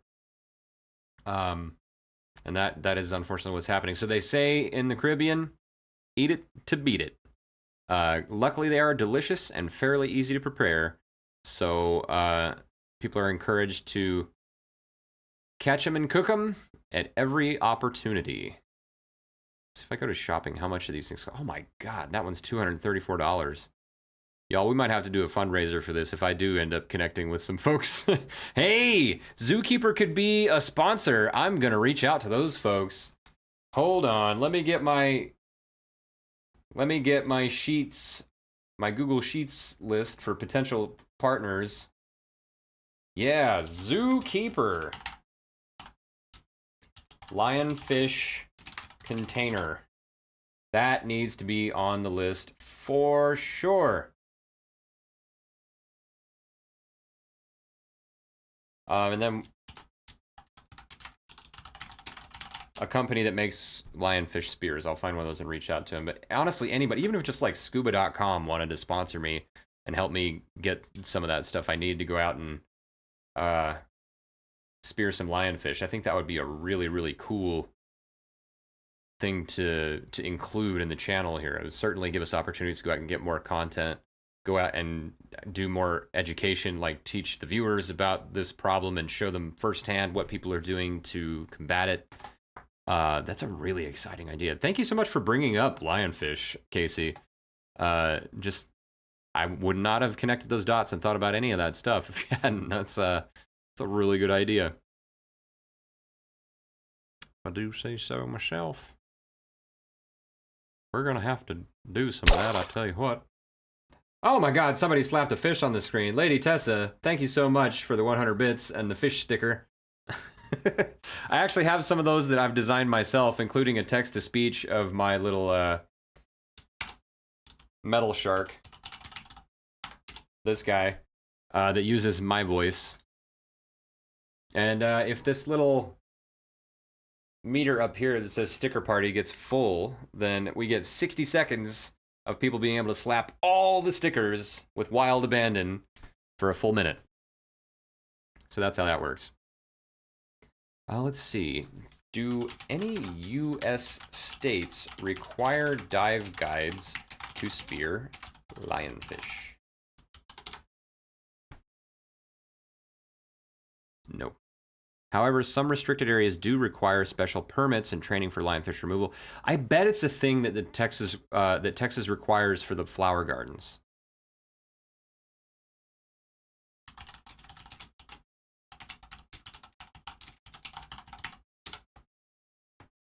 No. You must be part of an authorized lionfish invitational program and receive mandatory training. So there may be trainings involved. I need to do research on this. We'll figure that out. Check this out. This is like a travel lionfish spear. Check out the design of this. So this one's actually spring-loaded. So you just hold that tube, and then you pull the spring back, put the thing right up to the fish, and then pop, let go. Not let go of the tube, but let go of the spring, and it just goes out like less than a foot and spears the fish. That's a pretty neat design. All right, so let's start right here. This one is actually, I think we've shown this one on the stream before. This is a beaked whale. A Baird's beaked whale. Casey, haven't you drawn one of these before? I just thought it was really cool, and I added it to the list because I was like, it's a predator, it counts, and it's cool, and it's super, super rare. It's not every day you get to see some videos of these things. Somebody happened to capture a really cool shot. Right? Whoa, indeed. Here's the link for that one. I know, a beaked whale on camera. It does not happen. It's so interesting. It's got like that fold in the under the neck there, under the jaw to the beak. Oftentimes you only see these things after they've washed up on shore dead. So the fact that somebody got to actually like make eye contact with one of them and captured it on camera is incredible. That was Ace Visuals, or Andre Carlo, who's a wildlife photographer, whom I believe I follow, right? If I don't, I should. Yeah, I do. You'll find it is extremely rare that somebody posts pictures of aquatic animals, especially sharks. If someone posts pictures of sharks and I don't follow them, they're a freaking unicorn. And I quickly rectify that. I actually just found out there is a limit. I don't know if you can grow that limit or not of how many people you follow. It's 2,000 people on Instagram, and I hit that limit. Or no, is it 5? Is it 5? I may be thinking of Twitch. Yeah, Twitch is 2,000. Yep. I currently follow 7,221, and it was like 7,500 was the limit, and I had to just like unfollow people to be able to follow anybody again, because I found some more divers that I wasn't following. A live beaked whale observable in the wild is crazy for sure. I'd be hard pressed to resist the urge to jump in the water and keep filming. Oh, I know, that would be incredible. Honestly, I mean, I don't see why you couldn't, as long as you don't like swim out and try to touch them. I didn't know there was a follow limit on Insta. Twitch, yeah, so Twitch's is 2K, and there's not really a super easy way to see all of them and go, okay, I don't watch these guys, or these guys haven't streamed in a couple years or something like that. So unfortunately, it's just like a hunt to find those ones that you want to unfollow or that don't stream anymore. But the limit, I think, on Instagram is 7,500, and I managed to find it. All right, so what's next on the list? Oh yeah, I was gonna. Yeah, I did send you the reel. There we go. And what's this one? Ah, this guy is just speared a fish. Oh, and here comes. Looks like a type of reef shark. Not quite sure. I don't think that's a sandbar. The shark came up to steal it. This can happen when people are spearing on reefs that people spearfish at really commonly. He actually got nicked on the pinky there a little bit. It looks like the shark successfully stole that parrotfish he took. Really, I feel it's not very ethical to be spearing parrotfish, but it's just my opinion. Like, they're extremely ecologically important. They are delicious, unfortunately. And because they're not predators, they're very healthy to eat. But in a lot of places, their numbers had got kind of thinned out, and they were protected as a result, but they're no longer protected everywhere because their numbers were able to come back a bit. If I was given the choice between spearing by all means, not saying like they should ban it, but if you were given the choice of spearing something else, I would probably have picked something else. Seems like dude's okay, just got a nick in the pinky there. I'm having a hard time figuring out what kind of shark that is, though. Perhaps a Caribbean reef. It doesn't look like the fin placement is right for a bull, and the head shape's just not right.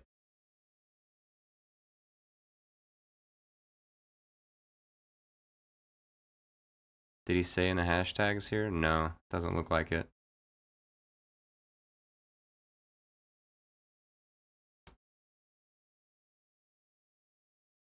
That's my parrotfish. Nom nom. Wish we could sort the people we follow. So yeah, if there was just a filter system, that's all we need. You know, like filter by the last time they were online. That would be the easiest way to do it, I think. That way you could easily find at least the people who haven't streamed in a long, long time who have quit the platform.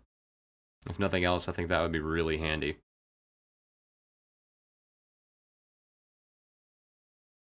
Oh, that poor dolphin.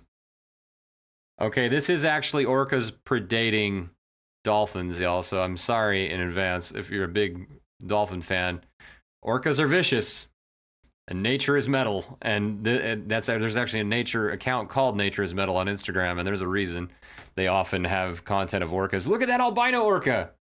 How cool is that? It's only partially... maybe that's actually leucistic instead of albino. But yeah, here you see them actively hunting dolphins. At one point in the beginning, they're knocking one out of the water. Orcas are bad fish, man. They are like bad to the bone.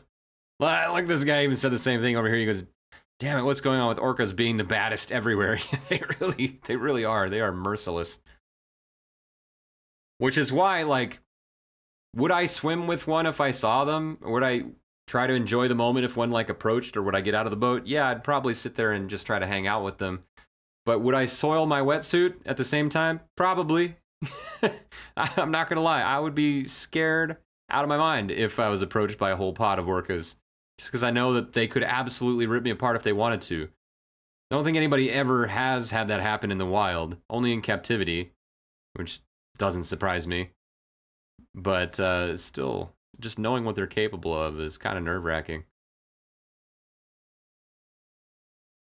Ah, this one. We have watched this one. We actually talked about this on the stream once.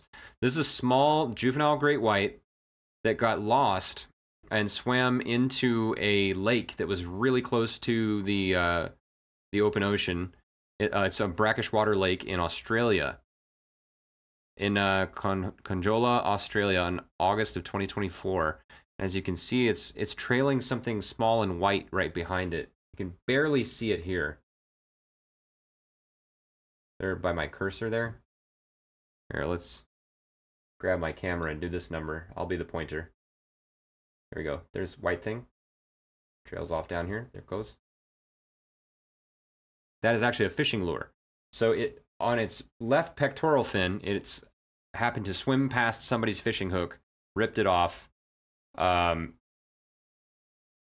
it's now trailing that bit of fishing line, which hopefully that fish hook should eventually, it might take years, but it should eventually like rust and corrode away and fall out, and that shark will get some relief from that. Orcas are your favorite, Luna? I would croak. I would die happy of a heart attack. Yeah, it's one of those things that's bittersweet. Scary, but cool. Definitely, I would be having a major adrenaline rush from that, to say the least. So this is a drone pilot, goes by the username Caveman476, saying they followed a great white shark for 3 hours today. I think she went more shallow than she wanted to go here. After this, she swam straight out and disappeared for an hour. Well, that's interesting. At Grover Beach, California. So look at that. They say an adult great white shark only needs like 3 feet of water, right, to swim. And this is a perfect example. This great white shark's stomach is probably very near grazing the sand at the bottom, and they're in such shallow water that the fin is knifing out of the surface of the water. That's wild. So people on the shore would have easily been able to see that. I am, for that very reason, taking my drone with me to TwitchCon, and I am going to try and hit up some of the seal colonies around that area while we're there. I don't know when I'm going to do it, probably in one of the early morning hours, maybe like Wednesday after I pick up my tickets, or before.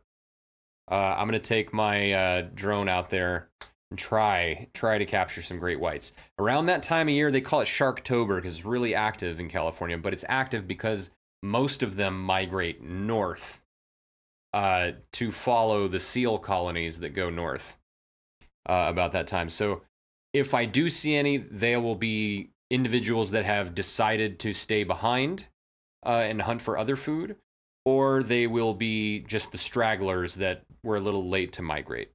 I have filmed looking for sharks with my drone in California twice before, in San Diego. I did not, and once in Santa Barbara. I did not see any. I did see a gray whale and a lot of sea lions, but hopefully this year we'll get lucky. And I have a much better drone now than I did then. I had a little foldable like travel one. Now I actually have like a big commercial drone, and I'll be taking that with me. So knock on all the wood. Hopefully I'll get lucky this time and we'll actually see a great white shark. That would be just amazing. Icing on the cake for that trip. I'll be out there at sunrise looking for him. There's a beach in Central Cali that is shut down right now for seal breeding. Really? Do you know what city that is? If it is anywhere near San Diego, I may have to go check it out. But hey, Fiber, what's up? How you doing? I didn't see your message. What's going on? Happy Friday, man. If it's anywhere near San Diego, I'll have to check it out. But I'm not going to be able to like leave the city too far, so I wouldn't be able to go like counties away to check it out. But yeah, I'll be on high alert looking for seals, and then I'll just fly out past the seal colony to see what's lurking in the deeper water away from where the seals are hauled out, because I assume where it gets deep right there is where the great whites kind of, I don't like to use the word lurk, but like scan the surface looking for them. Oh, okay. Trigger warning here. Sorry, I forgot about this one, guys. In this video, you are going to see humpback, I believe it's humpback whales. It's a type of baleen whale being preyed upon by orcas. I do sometimes queue up videos that are not sharks, but they are other ocean predators. In this case, it's orcas again, but this time it is orcas trying to separate a mother whale from its calf.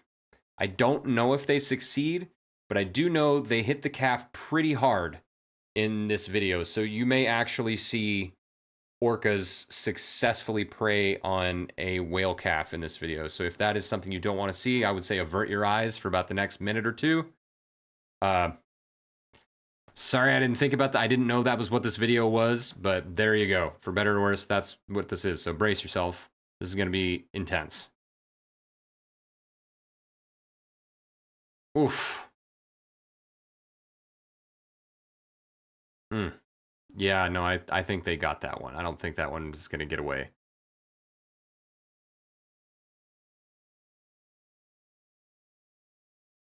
San Carlos Beach in Monterey. Thank you, Luna. So here, their first goal is to separate it. There's an orca hitting a great white. I think that was why I added this one. They do the same tactic of slamming into the great white to try and catch it off guard and stun it so they can come and safely remove the liver. Here's another hunting tactic they use to wash a seal. They all swim together towards a ice floe, and they dive at the last second to cause a wave of water to flow over the ice and wash the seal off of that slab of ice. What I think is there's a perfect example of how they do it. What I think is most remarkable about this, though, is that there's different subspecies of orca, like different genetically unique groups. Like your Arctic orcas versus your South African orcas are genetically distinct.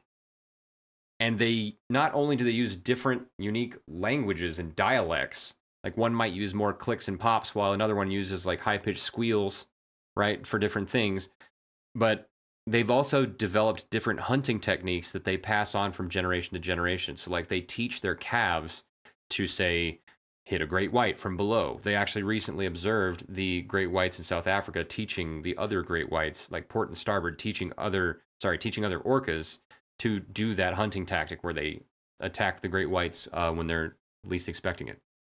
Or for example, one of my favorite techniques they use is one, I think this is on Australia, where one orca will grab the tail of a stingray and slowly pull it up off the bottom just by the tail. And then to avoid that venomous spine, another orca will come and they'll bite off the body, severing the tail from the body. Because apparently stingrays are like one of their favorite, most calorie-rich foods because they are flat sharks, essentially. So they have liver oil like sharks do. And that's a very sought-after, calorie-rich snack for whales, especially when they're about to be breeding or about to migrate somewhere over a long distance.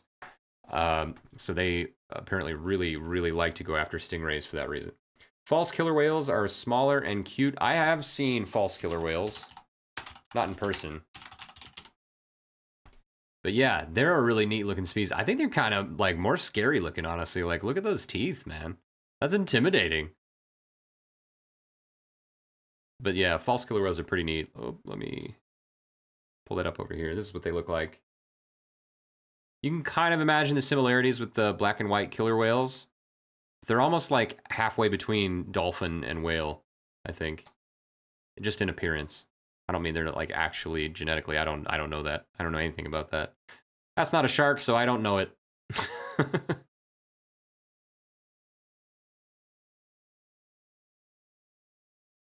All right, what's next? I think we get back to the less scary, disappointing stuff here. Ah, yes. This is just a neat behavior that sharks do. So this is a great white doing something. The Malibu artist is actually, he's a very prominent drone photographer, videographer who films great white sharks in California. He's done some videos in Florida as well. But his stuff with great whites and showing them getting really close to surfers is quite famous. And here he happened to capture a really unique behavior. I don't know what it's called.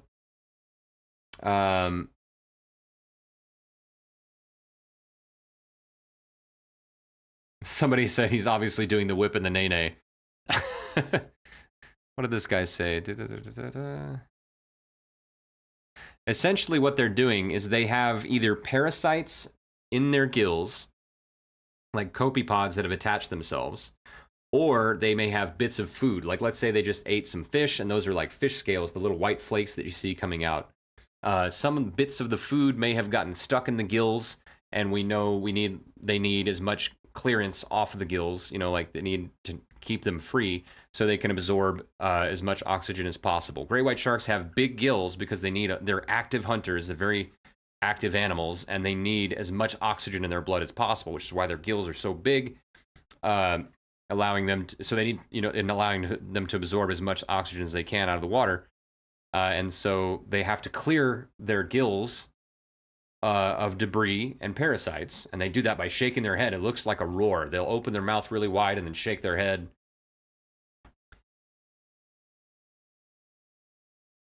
And shake any extra fish scales or meat or parasites off of their gills in the process. Probably parasites was my first guess. Was my first thought. You'd be right. I think that one probably just ate something because he saw a bunch of little white stuff that was like fish meat or scales or something that was falling out there. They're not closely related apparently to the actual orca. Yeah, that doesn't surprise me. But in the dolphin family, they often interbreed with dolphins. Really? There are a few of these wolphin hybrids in captivity. I did not know that. Is this a situation where the hybrid would be sterile, though? Huh. Or could that, like, make a new subspecies? Let's see what's up with this tiger shark. I like the music already. Oh, I know who that is.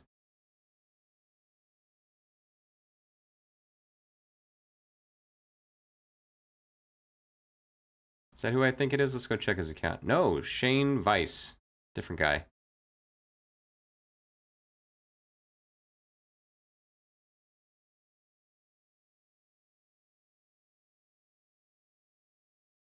So that's them feeding a tiger shark.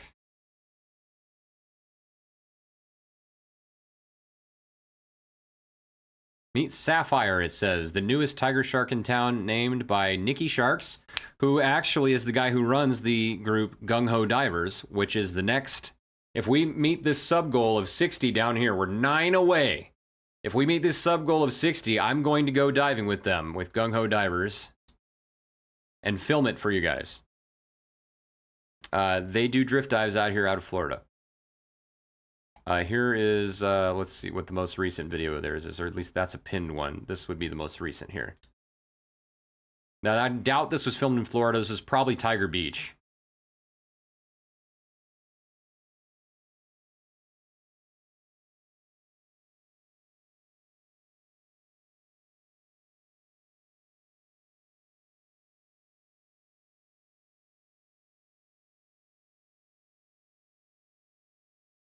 See, right here in the comments, somebody going, make shark feeding illegal everywhere. There's I guarantee you this person has probably not seen any of the data that we were referring to earlier, where the studies showed that, like,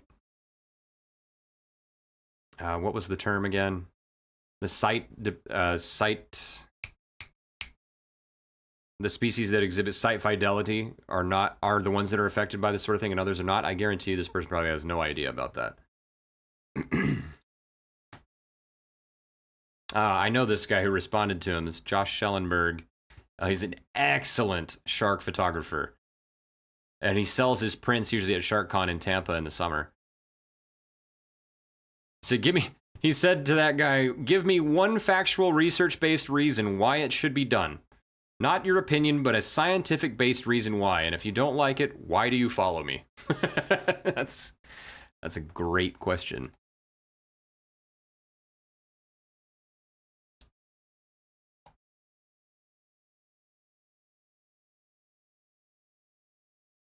All right, what's next up on the list? They're fertile hybrids, really? Did you look it up and they are? Because that's kind of wild. They often interbreed with dolphins, trying to shake it off. Parasites, fertile hybrids. Huh. If they can, that'd be crazy. You did? Wow. Okay, neat. I'll have to look into that. Okay. This is... I'll warn you guys about this one too. This is actually some footage. You don't see gruesome detail, but this is actually footage of the man in Hadera in Israel who was attacked.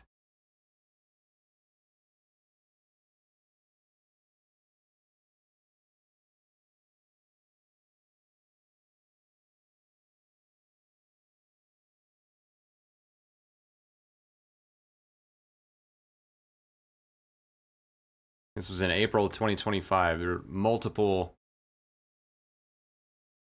dusky sharks.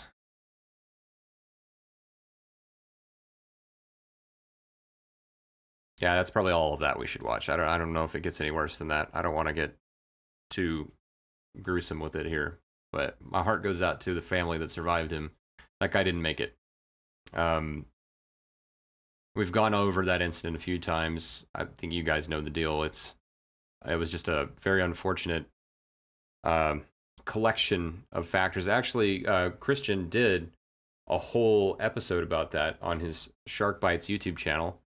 You can find, I've got him pinned to the chat here, and he breaks down all of the factors that may have contributed to how and why that incident happened. Because the guy it happened to was actually experienced and very familiar with that location. On a normal day, he probably would have been just fine. But there was a lot of extenuating circumstances that added up, and he unfortunately was attacked by a dusky shark, and then several came into the fray, and he didn't make it.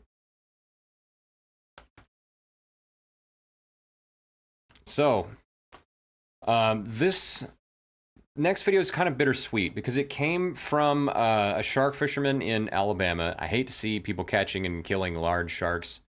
I don't know if it was part of the Alabama deep sea rodeo, that fishing tournament that encourages people to target sharks.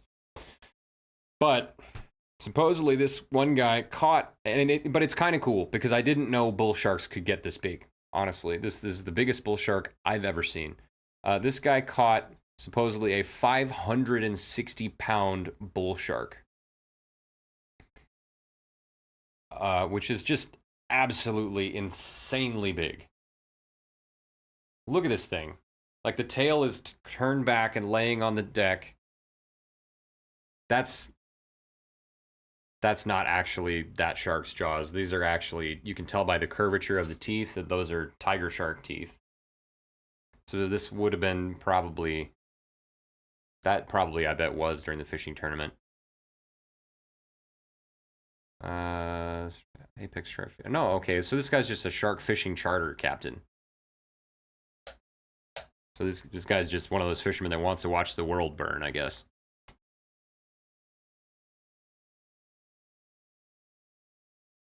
Still noteworthy. That is a really big animal.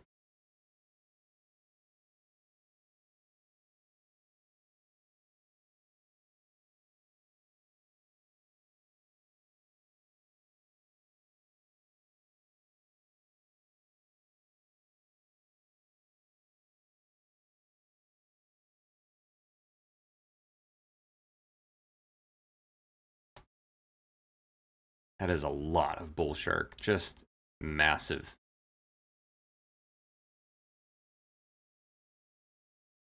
What is this? It says you don't see this every day, just out of the circle in Atlantic Beach, North Carolina. Oh, it's a thresher. I thought that was a person snorkeling from the thumbnail. Threshers do sometimes come really close to shore. How cool would that be to see a thresher just splashing around? I hope it's okay. Sometimes if they come into contact with toxic algae, they can get a little confused and beach themselves. That can happen to any species. But hopefully this one is all right, and it's just looking for some food. What I find really interesting about this one is if you look at the tail, the tip of the tail, it's kind of damaged a little bit, but I think that's normal probably, because what we know about thresher sharks is they have this remarkable ability to whip their tail and make a sonic boom out of it and actually cause cavitation, which is where the sonic boom causes the water at the tip of the tail to cavitate or split.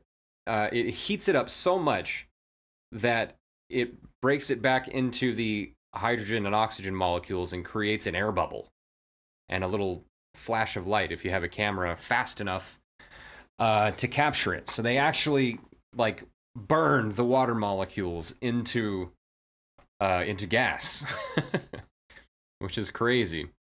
So I have to imagine that causes like maybe some callousing or just is hard on the tip of the tail.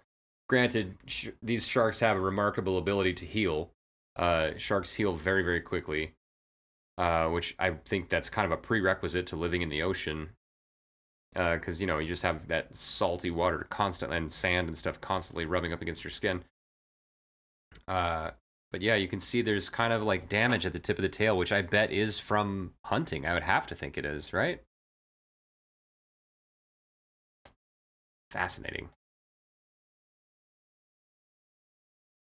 All right, what is this? This guy says, shark diving and posting shark encounters until I reach all shark lovers. Well, he reached this one.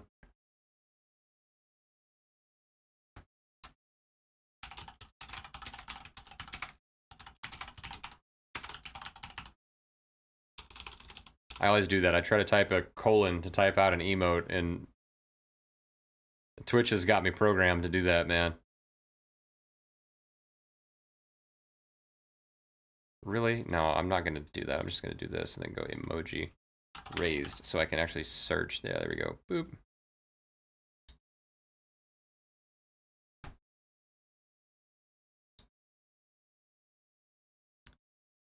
I don't actually remember what all of these are because I've slept since I put them up here. Check this one out.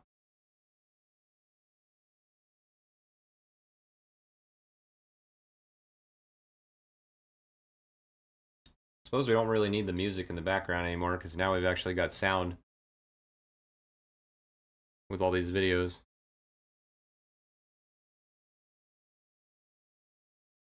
Can we translate this? Yes. I don't know what language that is. It looks Cyrillic. It says, if it happened in your life, well, you just need to get around it. Do not try to understand it, analyze it, and look for the reason for yourself. Okay, this is just, I guess, like a motivational post, but they have some nurse sharks, it looks like. Yeah.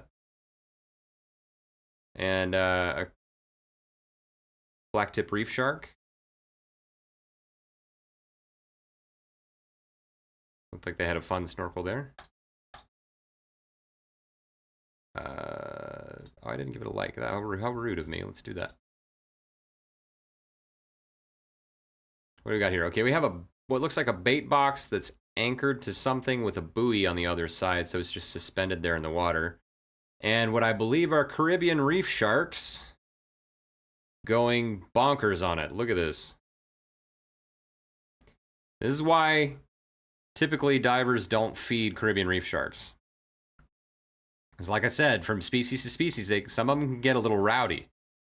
And some people do feed the Caribbean reef sharks, but those people usually wear chainmail suits because they can get a little rough and get a little too excited.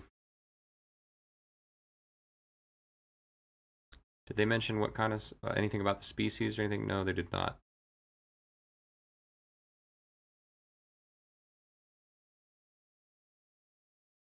Does this person typically post shark content? They do. Look at that, and I'm not following them. Fixed. Scuba Dive Center. Nice. That looks like a very recognizable tiger shark in this next one. I forget her name, but I think this is probably Ocean Ramsey and one of the ones she encounters often. Video has no sound. Yeah, I recognize that broken jaw. This is a big tiger shark. I believe from Hawaii. Roxy, they call her. Yep. Ocean Ramsey talked about this one in her recent documentary on Netflix. I think I saw a tag in the dorsal fin there as well. Let's see. Pushes her away, and then yeah, either that's a tag or a damaged fin from a previous tag. I think she does have a dorsal tag though. What account is this? Oh, well, I'm not following that either. Let's fix that. Looks great. Look at that. Is that a spinner shark? No, a dusky. Okay, this is a dusky charging up and grabbing a bunch of small fish in the middle of a bait ball. Wow. And then the other smaller fish that it didn't quite get are just cascading off of its face. What a crazy shot.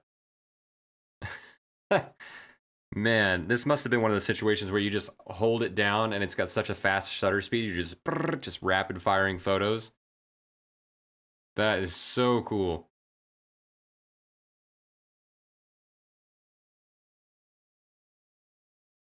Ah, look, this is one of Josh Schellenberg's. We were just talking about him a minute ago. That's not Snooty, is it? It might have a broken jaw, but this is a lemon.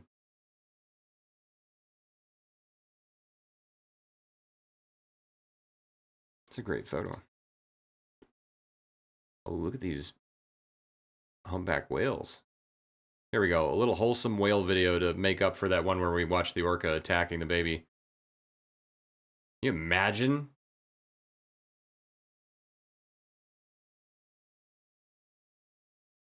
That would be the most humbling thing you ever see. I can't imagine just being on a reef and then seeing this.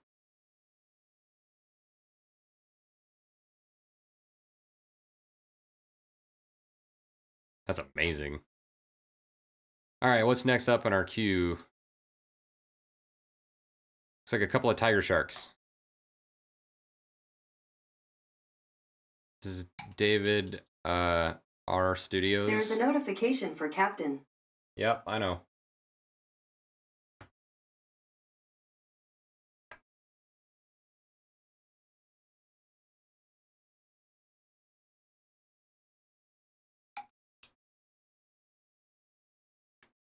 They went out with Hawaii Adventure Diving. Is that Ocean's group?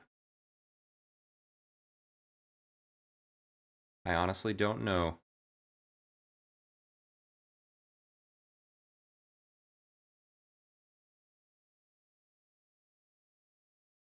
Cage-free shark diving, shown on Discovery Channel, Shark Week, National Geographic, and the Travel Channel. They're in Oahu.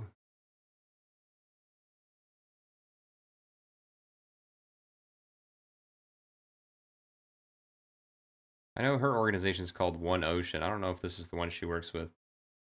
Hey, Reiko, how you doing? Welcome in. How goes the partner poosh? By the way, guys, our friend Reiko Dactylus here.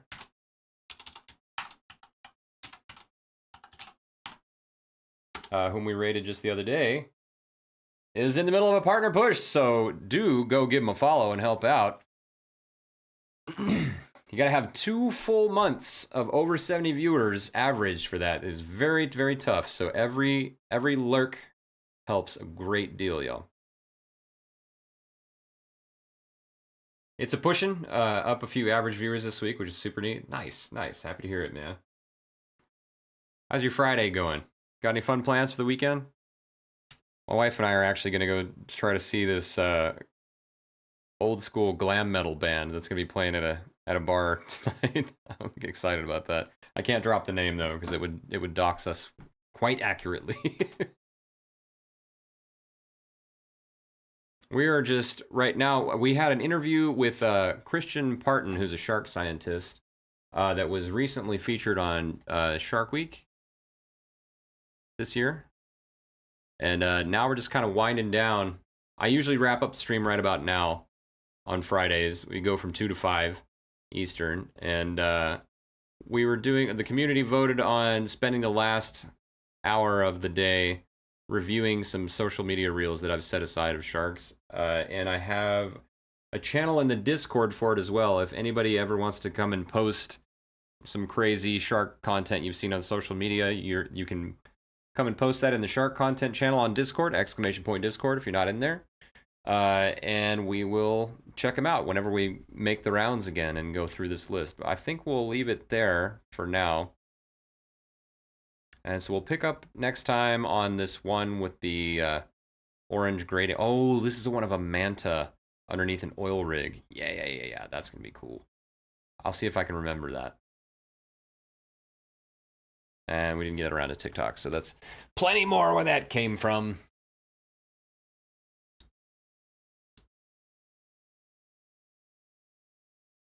A fan of glam metal? Yeah. I played Kickstart My Heart once on the stream. That's a fun song to learn.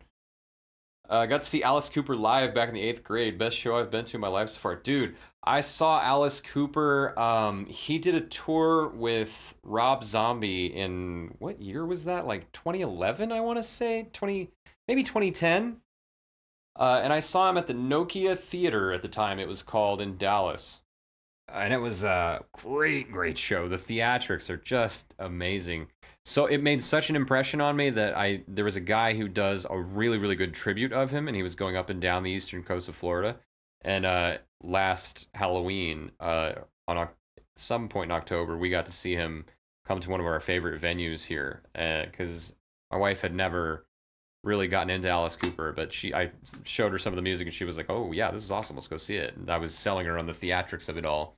I really especially love that scene he does where, like, the show I went to, he puts his head in a guillotine, but you can tell it's a little dummy head, but it's really funny. He's shaking the little dummy head like, "I gotta get out of here, and the guillotine chops his head off, and then he pops out and starts singing later again. Such good showmanship over there. Let's see.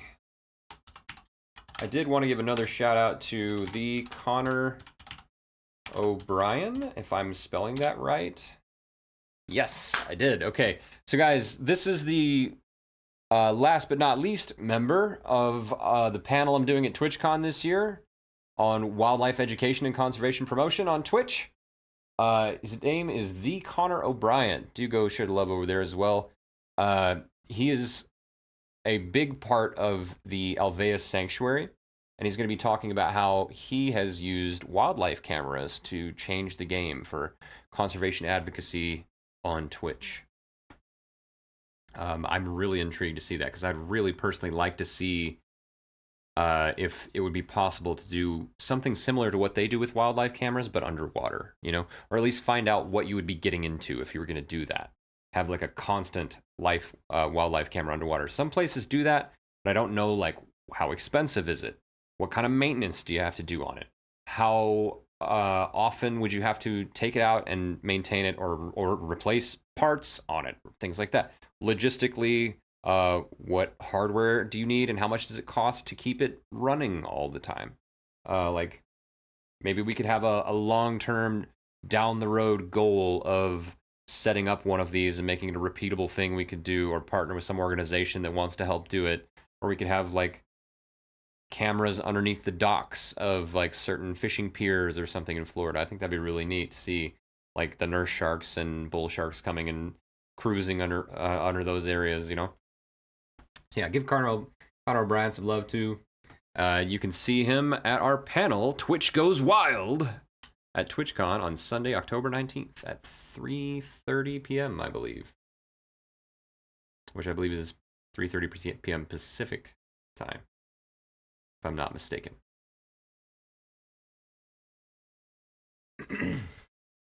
My friend and I thought we were so cool sneaking in cigarettes to the venue, then maybe 20 minutes in, someone passed us a joint.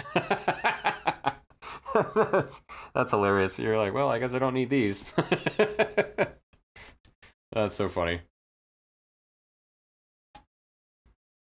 It looks like we've got an ad break coming in a minute and a half.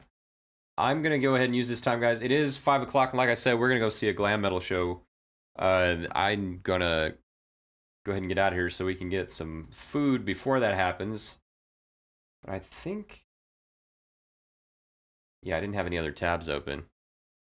By the way, y'all, keep your eyes open, because this shirt we designed for TwitchCon is going to be hitting my merch store this weekend. I'm going to put it up there and get a demo ordered ASAP. If you want to order, as soon as I find out if we're allowed to say TwitchCon or not on the back, I will edit it accordingly, and I'll put it out there. And so if anybody wants one before we put all the names on it and stuff like that of all the support, I'm going to put everybody who subs this month for September is going to get their name on the back, and I'll be sporting your name on the back of the hoodie throughout the whole convention. Give you guys a little recognition for your support. So if you want to get one before I put the names on it, keep an eye out, and I'll let you know next week. If I don't put it up before next week's Tooth Day stream on Tuesday, I'll let you guys know when it'll be landing. But I should know by the end of the day if I'm allowed to put that TwitchCon message on there or not. And then I will publish it. So looking forward to that. I hope it's good quality. It got really good reviews, this manufacturer, and it looks like really good material.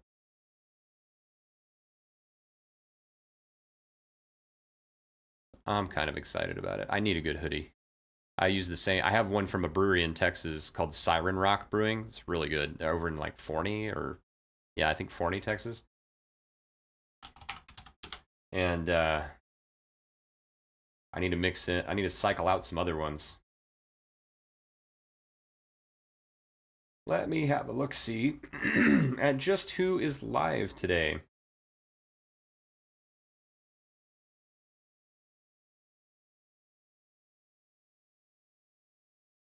You know what? Actually, we just talked about Alveus Sanctuary, and they are live right now. Let me have a look. Are they actually discussing things or just showing their wildlife camera? Let's see. No, they actually are talking about stuff over there. Cool, sweet. Let's go raid over there. I've never raided in there before.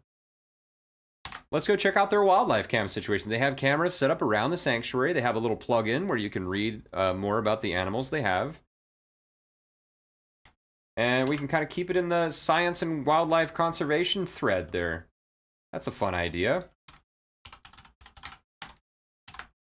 There's Alveus Sanctuary if you guys want to give them a follow. Just preemptively.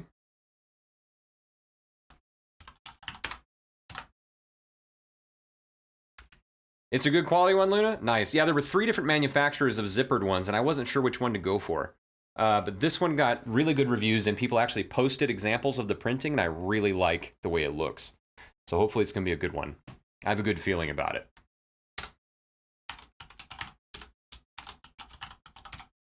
All right, y'all.